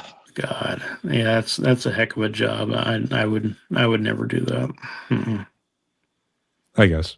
All right, those are all great choices right there.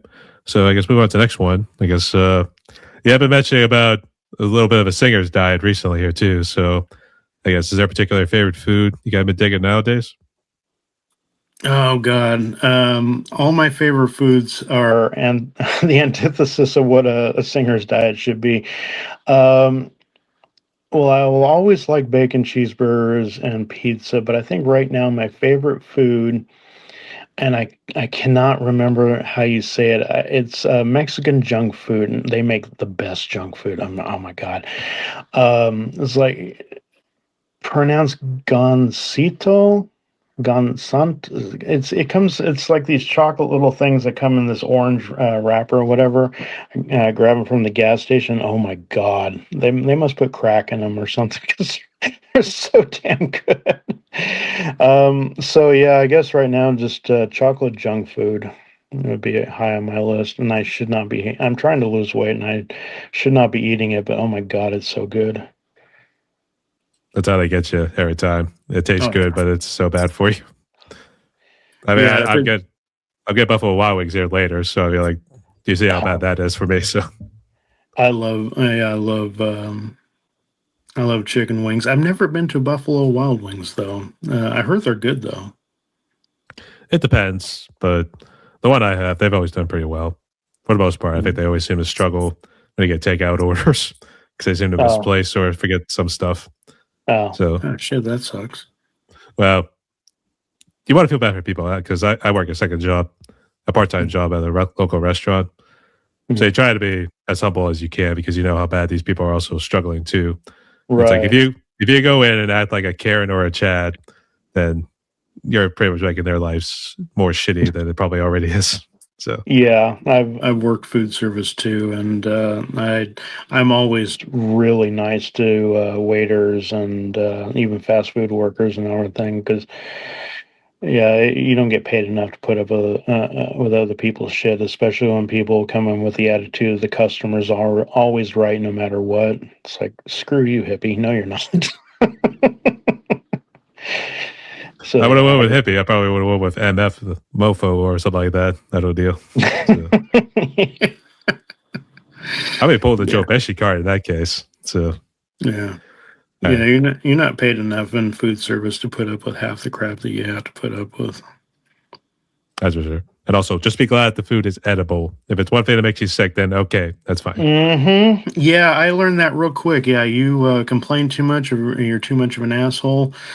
Yeah, I've seen what people do in the kitchen to those people. So that's another reason why I'm very nice. That's not the main reason, but that's definitely another reason why I'm very nice. People who are handling my food outside of my eyesight. That's for sure. All right. But nonetheless, great choices right there. I guess what have you been drinking recently? I guess in terms of non-alcoholic drinks, because I guess you had to give up drinking too. Oh yeah, I gave up drinking years ago. I tend to do really stupid shit, make really impulsive choices, and yeah, a long time ago I used to be blackout type alcoholic, decades ago. Um, Most of the time I'm drinking water these days. Not really the life of a party or anything. Um, Maybe a Coke every now and then. I try to stay away from soda because that also creates breathing problems and stuff like that if you have too much. And my problem is in almost everything in life, I'm not good with moderation, which is kind of why what led me to becoming an alcoholic. I'm the kind of person that's like, if I'm going to have something, I'm going to really have something. So if I got like a lot of chocolate in the house, I have to have somebody hide it. Or else I will like late at night, wake up in the middle of the night, really tired, wanting chocolate, and I'll eat the whole fucking thing. So yeah, I'm not good with moderation. So I have to be careful with that when I'm drinking soda because I love Coke so much. So yeah, I guess you could say Coke or maybe Sunkissed, or actually I like Fanta. Orange Fanta is probably my favorite right now. I know it doesn't sound like rock star type stuff, but I pretty much lived a rock star type life minus all the groupies for decades when I was younger. So now that I'm 50 years old, I can't really. My body is not in the greatest shape, so I got to take care of myself and not overindulge in a lot of that stuff. It sucks, but what can you do? Nonetheless, still great. You actually got sober, that sort of stuff. I know a lot of people I have interviewed who pretty much indulge, if we want to say, the Keith Richards sort of lifestyle in terms of Yeah. heavy drinking. Maybe some Yeah. drugs. I forget if they were into sort of heavier stuff. They have got sober and turned their life around. So Yeah, I was the sober or the alcoholic. Did a lot of drugs, mostly in my teenage years and early 20s and stuff. I was nowhere close to Keith Richards level, though. I've Keith Richards or Motley Crue or anybody like that. I've heard some stories, and I enjoyed my indulgences, but they took that shit to such a level that I'm surprised that they're still alive. So yeah, I never got that much into it, but yeah, these days I enjoy. I don't really miss alcohol that much. I think I miss it every now and then when I get into like a really bad mood, which usually takes a lot for me to get into a bad mood. But or right before an interview like this one or whatever, I almost always get the nerves a little bit. And the edible gummies, the weed that I usually take, they don't really do it much for me anymore to calm my nerves. So I just go into it and say, screw it, whatever happens, happens. But I do miss having a shot every once in a while before an interview or, whatever. But I don't really miss alcohol that much. It drained my wallet. I don't miss the hangovers. And I don't miss having to apologize the next morning for doing impulsive shit the night before, like spending too much money or driving out, while I've been drinking over to a friend's house or go do something else and realize, the next day, oh shit, I drank and drove yesterday. That's not good. So I don't miss any of that stuff. No. that's good. So guess we could also say sort of like a Lemmy sort of style, actually, because it seemed like even when they told him that he was diagnosed with the cancer stuff, it seemed like he was still trying to fit in the booze and all the bad food. Be like, no, you have to cut out all this food, and be like, no, you just find a loophole to work around it. Yeah, So, you can't, man. With cancer, you even like I've known people who kept smoking after they got cancer, and they're like, "Well, I've got cancer now, so I mean, who cares?" I'm like, dude, smoking will make your cancer worse. It will make the tumor grow more, so you have to quit. And I get it. I mean, I've been addicted to tobacco and of course alcohol. And when you're addicted to something, man, you'll come up with all kinds of excuses. Your brain will try to convince you of, oh, well, this loophole will be okay. And, when it's all bullshit, but you don't want to give it up. So you try to, do the bargaining thing, well, okay, well, I'll do it, but as long as I can do this and this, no, you got to give that up. I don't want to give it up. Well, you're in this mess because you didn't want to give it up. Kind of like me and some of my health problems. I don't, I'm not great with moderation and all that, and that's why I'm diabetic now. I did it to myself. I have no one that I can complain to because I knew that that's what it could lead to. I was eating shit tons of sugar, and when I was drinking a lot of alcohol that had sugar in it, and so I did it to myself, and I have no one to blame but me.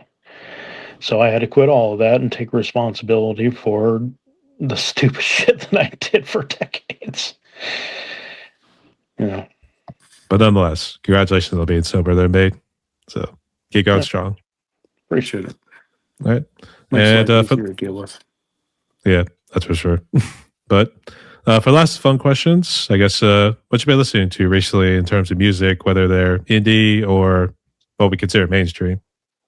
You actually caught me in a different time because usually anytime anyone asks me that, I always say my own stuff because I'm always working on my own stuff. And when I do, I usually don't listen to any other bands. But after the last album, Fart Box, me and my fiance were listening to that album like almost nonstop for several months, and it's to the point now where I don't ever want to hear that song again. I mean, that'll go away eventually, but now I'm back to listening to other people's stuff. I'm going to give a shout out to a few of my brothers in the scene. I have been listening to their stuff too, but mostly I've been listening to Rammstein and Rob Zombie, Emigrate, Static X, always stuff like that. But also listening to my friend's stuff.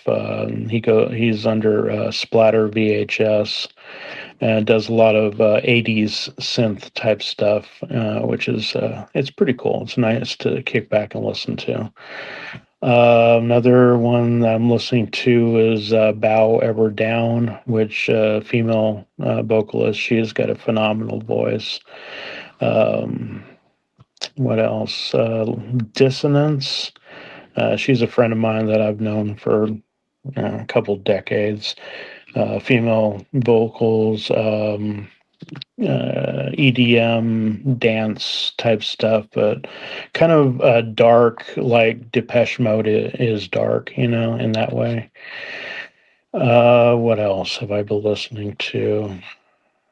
Rob Zombie, Immigrant Rammstein, the Nine Inch Nails, Typo Negative, a lot of stuff from the 90s because I grew up listening to that stuff. And I've been trying really hard to get into new bands, but the problem I'm having is they all sound the same. And I know a small part of that is just me getting old, but a larger part of it is something that I was talking about earlier, and how a lot of bands they're almost all recording in the same studios, the famous bands. And so almost all of them sound indistinguishable from a lot of others. And so I haven't really gotten into a lot of new music, at least radio wise. Indie stuff, like, the people I mentioned, and Superposition is another one. Let's see. I'm trying to think of some others I can give a shout out to. John from Superposition. Yeah, Yeah. actually, I Yeah. talked with him and interviewed him as well. Yeah, he's cool. He's great people. Him and his wife both, they're awesome people. Elvira's Curse. Oh God, I'm having a game show moment. It's where you know the answer until the question's asked, and then your mind goes completely blank. There's so many other bands that I would love to list, and I can't think. Auto Rub is another one. They've got this song called QAnon, and it's QAnon and on and on, and it's funny as shit. Yeah, stuff like that. I probably won't get back to listening to my stuff for a while because I'm a little sick of it right now. I'm kind of taking a break from everything. It's about to happen, so I guess so. All right. Also, I did see Crossroad 27, aka Dave. I saw he had interacted with some of your posts, so I had actually reached out to him and interviewed him. So yeah, he and I were talking about that. I forgot to mention him. Crossroad 27. Yeah, he's got some good stuff too. Yeah, he's a great guy. You got your listeners should go check him out. Some really deep and heavy stuff. That's for sure. Just he was kind of holding it back there too. He was almost getting emotional when we were doing the interview. Yeah, so. Yeah, he's been through a lot. He's a good guy. That's for sure. All right. I salute you, Dave. That whole deal. So, all right. So, Fuzzy, we're actually down to one more question in my podcast. I guess before we jump into it, would you like to ask me anything real quick? How many of these have you done so far? I've seen a lot. You've and actually, the one I wanted to ask was, So, do you primarily interview drummers on here? Because I was seeing a lot of drummers, and some of them got like a lot of really great talent. It used to be drummers back in the beginning. That was like Yeah. 2021. Mm, Then I think after I got introduced to more of the indie scene because of Vox and Sticks, Oh yeah. they kind Definitely. of introduced me to the whole indie scene. And since then, I've been kind of reaching out to bands and then people who are just strictly music creators, kind of like yourself, that whole mm. deal. So it's kind of branched out, but I think at the point, I'm going to say 375 total episodes altogether. Damn. That's awesome, man. I've been thinking about starting a podcast, but yeah, I don't know if I would have. The energy to go in to more than 100 episodes. So, yeah, my hat's off to you on that. That's awesome. That's right. Though there were some I had to like split into two parts because they were branches like the 2 hour sort of range. But Yeah. I have been able to at least fill in some spots where I'm able to get people to come in and then have the days like figured out. I now do Mondays and Fridays for Mhm. releasing new episodes. So All right on. tune in Monday. So for the next new episode on YouTube. I just do it strictly on YouTube now. Oh, So, okay. Right on. all right. I'm definitely looking forward to the Crossroads 27 interview. That's coming up pretty soon, right? Not this week. It'll be next week. Oh, okay. Right on. Monday Okay. the 16th. I think that's what it is. Yeah. Sounds good. I look forward to it. All right. Anything else? I don't know. How are you doing? How's life? You've interviewed me for 2 hours. How are you doing? I've done radio before, and that's one of the things. No one ever asked the interviewer How they're doing. So, how are you doing? Let's just say busy. Had a long night, and plus it's daylight savings. I don't know if Mhm. California does the daylight Yeah. savings where they move an hour forward. Yeah. So, Yeah, I'm kind of dragging ass today because of that. so didn't sleep the greatest. So that's why I got a little tired. Plus, I was trying to hold in some yards there too. So it's not so much you. It's my Don't worry fault. about it. I get it. I'm feeling the same way. Probably gonna have a go have a Coke later, even though I shouldn't.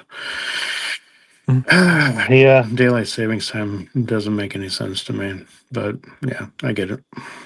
We like to just move the hour back and then just leave it there. So just do it I, that way. I think they should. Just not move it at all. Just let it go the way it is. I mean, people will adjust. I guess But so. that's my 2 cents on it. It's an American thing, unfortunately. Mostly Yeah. American thing. So Yeah. other than that, just working, getting by, drumming and YouTubing and podcasting. Right on. So, do you said you play in a couple bands? Play drums in a couple bands? They're more studio bands, but yes, Right. I do drums and I also do vocals in both of them. But Which bands are they? I'll go look them up. you might have trouble trying to find the one because it's Demiurge, but you might run into like a few. I'll have to send you a link. I So. think I've heard the Demiurge. What was the other one? The other one is Nocturnal Monarch. Okay, that one I haven't heard. But I'm pretty sure I've seen Demiurge. You've advertised it on Facebook, right? A couple times, yeah. Okay. I'll try to get the whole thing on Bandcamp rolling. So Okay. Yeah, we need some money. So I'll go check your stuff out. Sounds good. All right. Anything else for the Yeah, interviewer? that's all I can think of right this second. All right. Just real quick, where'd you guys get the names for the Psycholand? You're Mr. Kain, you have Mr. Severe, and then Rodin. Yeah, Psycholand. Actually, we were going to be called.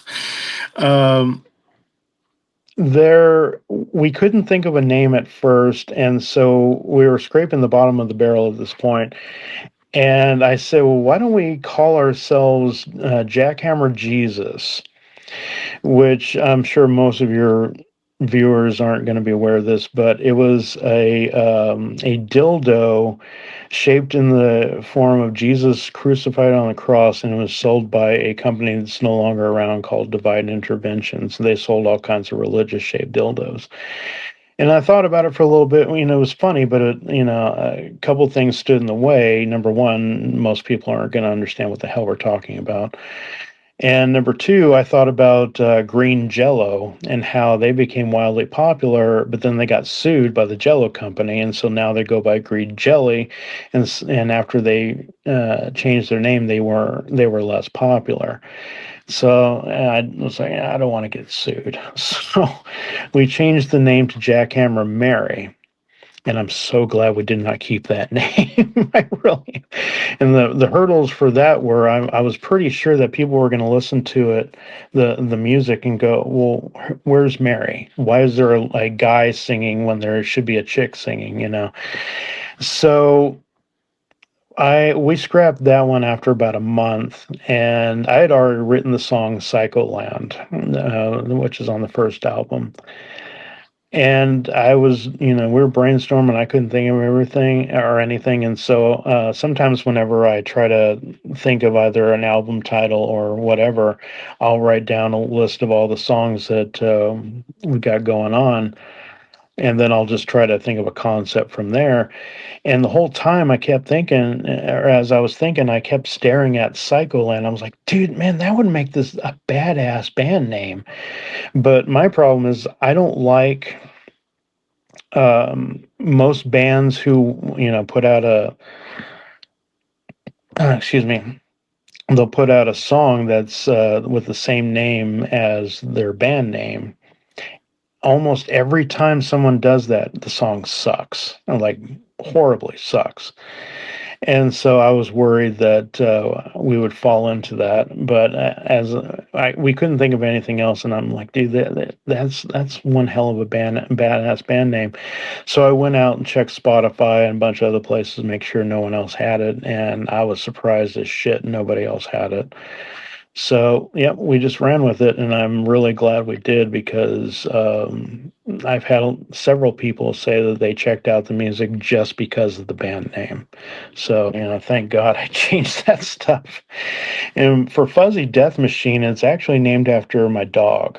He passed away a couple years ago when he was a puppy. Now, he was a huge dog. I mean, just not like Mastiff big, but pretty damn close. And when he was a puppy, I mean, he was only like a couple months old, but he was like, you'd have to hold him like this, and he'd be like really heavy in your arms. He tore up our couch at like 4 months old. And I mean, at the time I was pissed. Now I find him funny as hell. But I started nicknaming him my little fuzzy death machine. And so after he passed away, I kind of wanted to honor him in some way, but I never found a way to do that. And as I was coming up with this stuff for the comedy stuff, I started asking, what am I going to go by? And Fuzzy Death Machine just kept standing out in my head. And so he was everybody loved him. His name was Ewok. Everybody loved him. He was funny as hell all the time. He could crack you up with anything, even just by looking at you. He was just, and so that's kind of been what my goal was with Fuzzy Death Machine was to, my ultimate goal is, does it make you laugh? Is it funny? If it is, cool. That's all I was really just setting out to achieve. So yeah, it's kind of in honor of him a little bit, in his spirit, and always trying to be funny and always, yeah, just basically always making you laugh. Actually, it's more so the nicknames. Like you're Mr. Kain, and then there's Mr. Severe and Ronan. I guess, did you guys always have the nicknames? Oh, Oh, thanks for sharing those stuff too about the band names too. So that's yeah. Well, we were trying at the time to come up with a gimmick, and at that time, this is in 2020. At that time, almost everybody had a visual gimmick of some kind, and I didn't.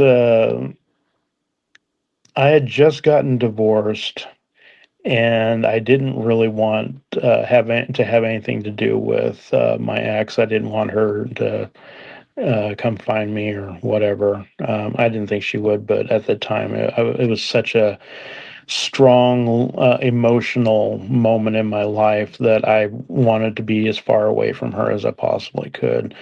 And so I decided to just go by Mr. Kain in the band. And Mr. Severe was trying to come up with his own name, and we decided to just do the Mr. part as well. And his last name sounds very similar to Severe, only it's spelled Sivyyer. It's Severe, but I've been pronouncing it Severe. And at one point I said, dude, is your last name pronounced Severe or Severe? Because if it's Severe, you should run with that. That would be a badass band name. He was like, no, it's Severe. And I was like, okay, you should go by Severe. That sounds just badass. And then Ronan,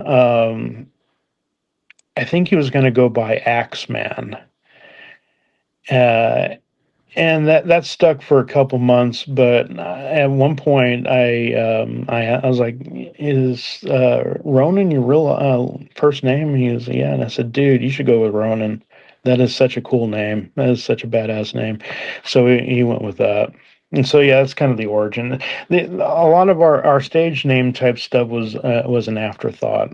It was kind of, oh yeah, we got to come up with a gimmick. Ah shit, okay, what are we gonna do? We didn't really want to do gimmicks. We just wanted to throw our stuff out there. But you know, everybody's got their thing that they got to do to stand out from the crowd, and so we just tossed a bunch of stuff at the wall, and whatever is going on now is what stuck. You know, there's not much more to it beyond that. All right, that's pretty cool though too. So, all right, but here's the legit last question. So, it's gonna be a little bit more serious, but here's how it goes. Given the amount of negativity you have been seeing going around in the world these days, especially on the news, these days I think people need some sort of hope. So, what would be your message of hope for musicians and people out there so they can move forward with their lives? Oh, dude, you're asking a cynical bastard. I'm a curmudgeon. That's me coming up with hope is not easy. I do always try to find a silver lining.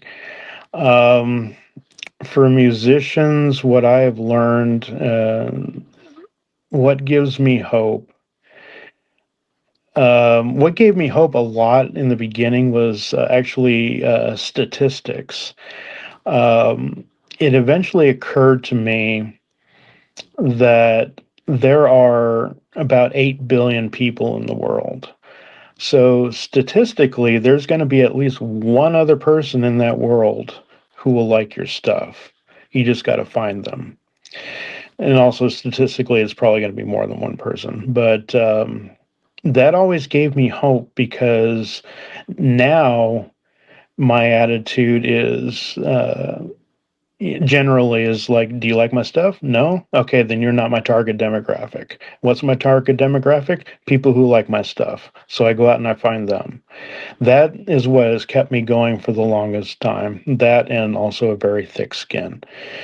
Um, I would say to musicians, if you want a good, long-standing career, don't get into it for fame and fortune, especially not fortune. You don't make a lot of money at this stuff at all. But there is hope.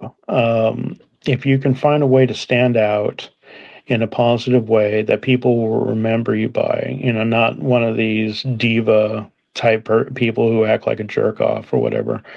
But if you can stick with it and be humble about it, and know your stuff, you can make it.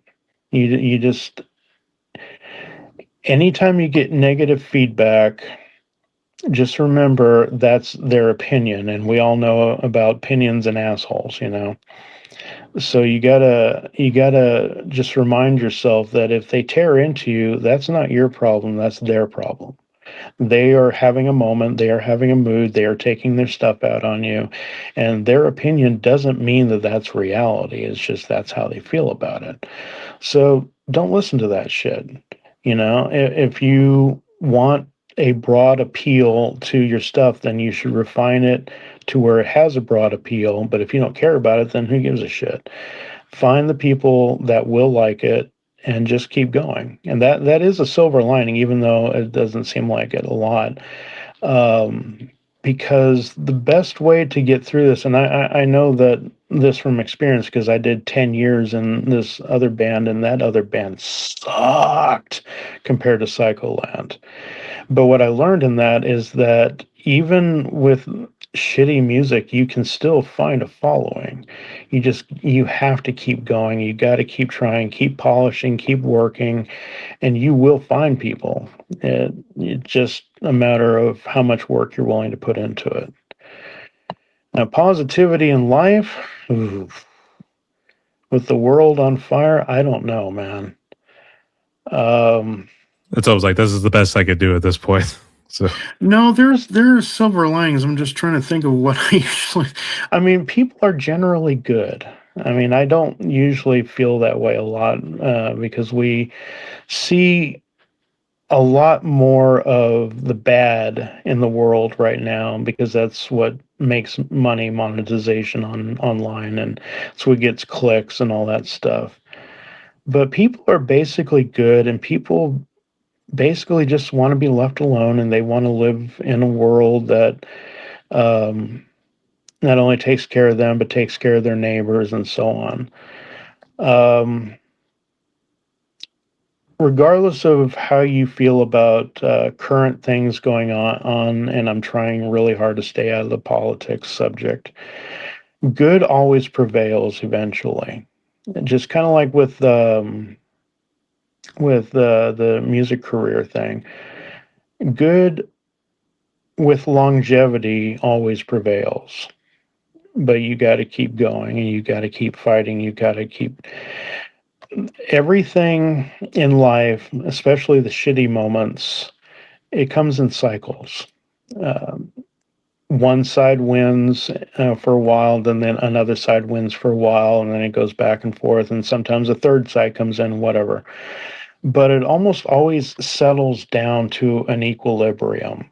It takes a while sometimes, but so everything that's going on right now is not going to be forever. It may seem like it, but it's not going to be. And you have to have hope that things will get better. And if you don't have that much hope, then go out and be, kind of like that Buddhist thing, go out and be the change you wish to see in the world. Start, create and lead by example. And it's very difficult to do. I mean, just like a lot of people like Gandhi and Martin Luther King and oh God, I cannot remember his name, but a guy who was locked up in Africa, human rights guy. Nelson Mandela. Yes, him. Thank you so much. They led by example, and they ran into A lot of adversity, especially adversity that could have killed them, but they kept going anyways. And because of what they did, and Mother Teresa as well, because of what they did, it inspired so many people to do good and to be good and all that. So be that change, be that person, even if people are throwing rotten tomatoes at you or saying you suck or you're weak just because you show kindness. Fuck all those people. They're just opinions like everybody else's opinion. Just be the good that you want to see. And that's about as positive as I can get. I'm trying really hard. I am a No, actually, curmudgeon. they're I'm good. cynical, man. I would say for a cynical bastard, you certainly had a good quote, had positive energy going right there too. So Well, I was a Buddhist for a little while, believe it or not. I'm not very good at being a Buddhist, but I took a lot of the philosophy with me, and it's probably one of the only religions that I follow philosophy wise. I'm an atheist, so I don't follow any religion, but philosophy wise, I'd say most of my philosophy is Buddhist. And trying to remind myself that nothing is permanent, everything will always change, and trying to resist that change is going to make you more miserable. So Yeah, try not to get attached to too many things. If it starts dragging you down, then reassess, whether it's a good thing to keep in your life and just keep going and try to be again that change you want in the world. And it is infectious. You may not see it at first, but it is. And you will have a positive impact on other people if you do that. Absolutely. And spoke like a true prodigy. Yeah. All right. But Mr. Kain or Fuzzy, whichever one you want to go by, we are pretty much at the end of my podcast right here. We have talked a little over 2 hours here, but do you want to give any other shout outs real quick? I know you gave a couple earlier. No, I mean I've listed pretty much everybody that as a shout out. So I guess go listen to my stuff so I can buy more tacos. That too. And what social media and streaming platforms are you on so people can check you out and interact? I'm on Facebook, Instagram, TikTok, and of course I got and Spotify, Apple Music, Tidal, Deezer, all basically in almost every online store except for Pandora. They're kind of snooty because they don't like a lot of the raunchy stuff that I put out. Other than that, yeah, and you can go to fuzzydeathmachine.com for the links and everything. But if you go to the social media, it's at Fuzzy Death Machine, so it's pretty easy to find. All right, sounds good. And to close out like this, everyone, my guest today was Fuzzy Death Machine, aka Mr. Kain. But he's also part of the band Psycholand as well. So make sure you go hit him on all socials, all streaming platforms. He's out of California there, SoCal or OC, whichever one you want to roll with, to be honest. Mm-hmm. But this dude's doing amazing stuff right there too. And are you still working on new material at the moment, or do you have something coming out pretty soon? We're not working on anything yet. I think I'm gonna put Fuzzy Death Machine aside for a few months. I've been considering going back and doing a few songs of Psycholand because we've got a bunch of songs on the back burner. It's just I've been on hiatus from Psycholand since about summer of last year. The last thing we put out for Psycholand was a cover song called "Gay Bar." Which was by a band called the Electric Six. Before that, we put out a cover of, in the last several releases, we put out a cover song. It was a cover of Rammstein's song America, which I had to learn German for, which that was a son of a bitch. But I'm very proud of that song because it took me about almost a year to learn how to pronounce the lyrics and stuff. Then we put out a couple instrumentals, the Doctor Who theme song and John Carpenter's Halloween theme song. But a lot of the stuff we're going to be putting out later, I'm not sure when, is going to have more vocals. And I think we might be putting out a cover of the old Batman theme song. The no, no, no, no, no, no, no, that one. Severe had come up with a structure for it, and it was actually pretty good, so we might do that too. But I don't know when I'm coming back to Psycholand. I'm hopefully sometime this year. When we're going to put something out, though, I don't know yet. All right, but hear from this guy right here too. So, Mr. Kain, you do stay safe because you already know it's one pretty fucked up world out there. Mm-hmm. Rock God. The last thing, strike a pose. Stay tuned, y'all. All right. Wait, hold it. Oh, I have to hold it? All right. Hold it for 3 seconds.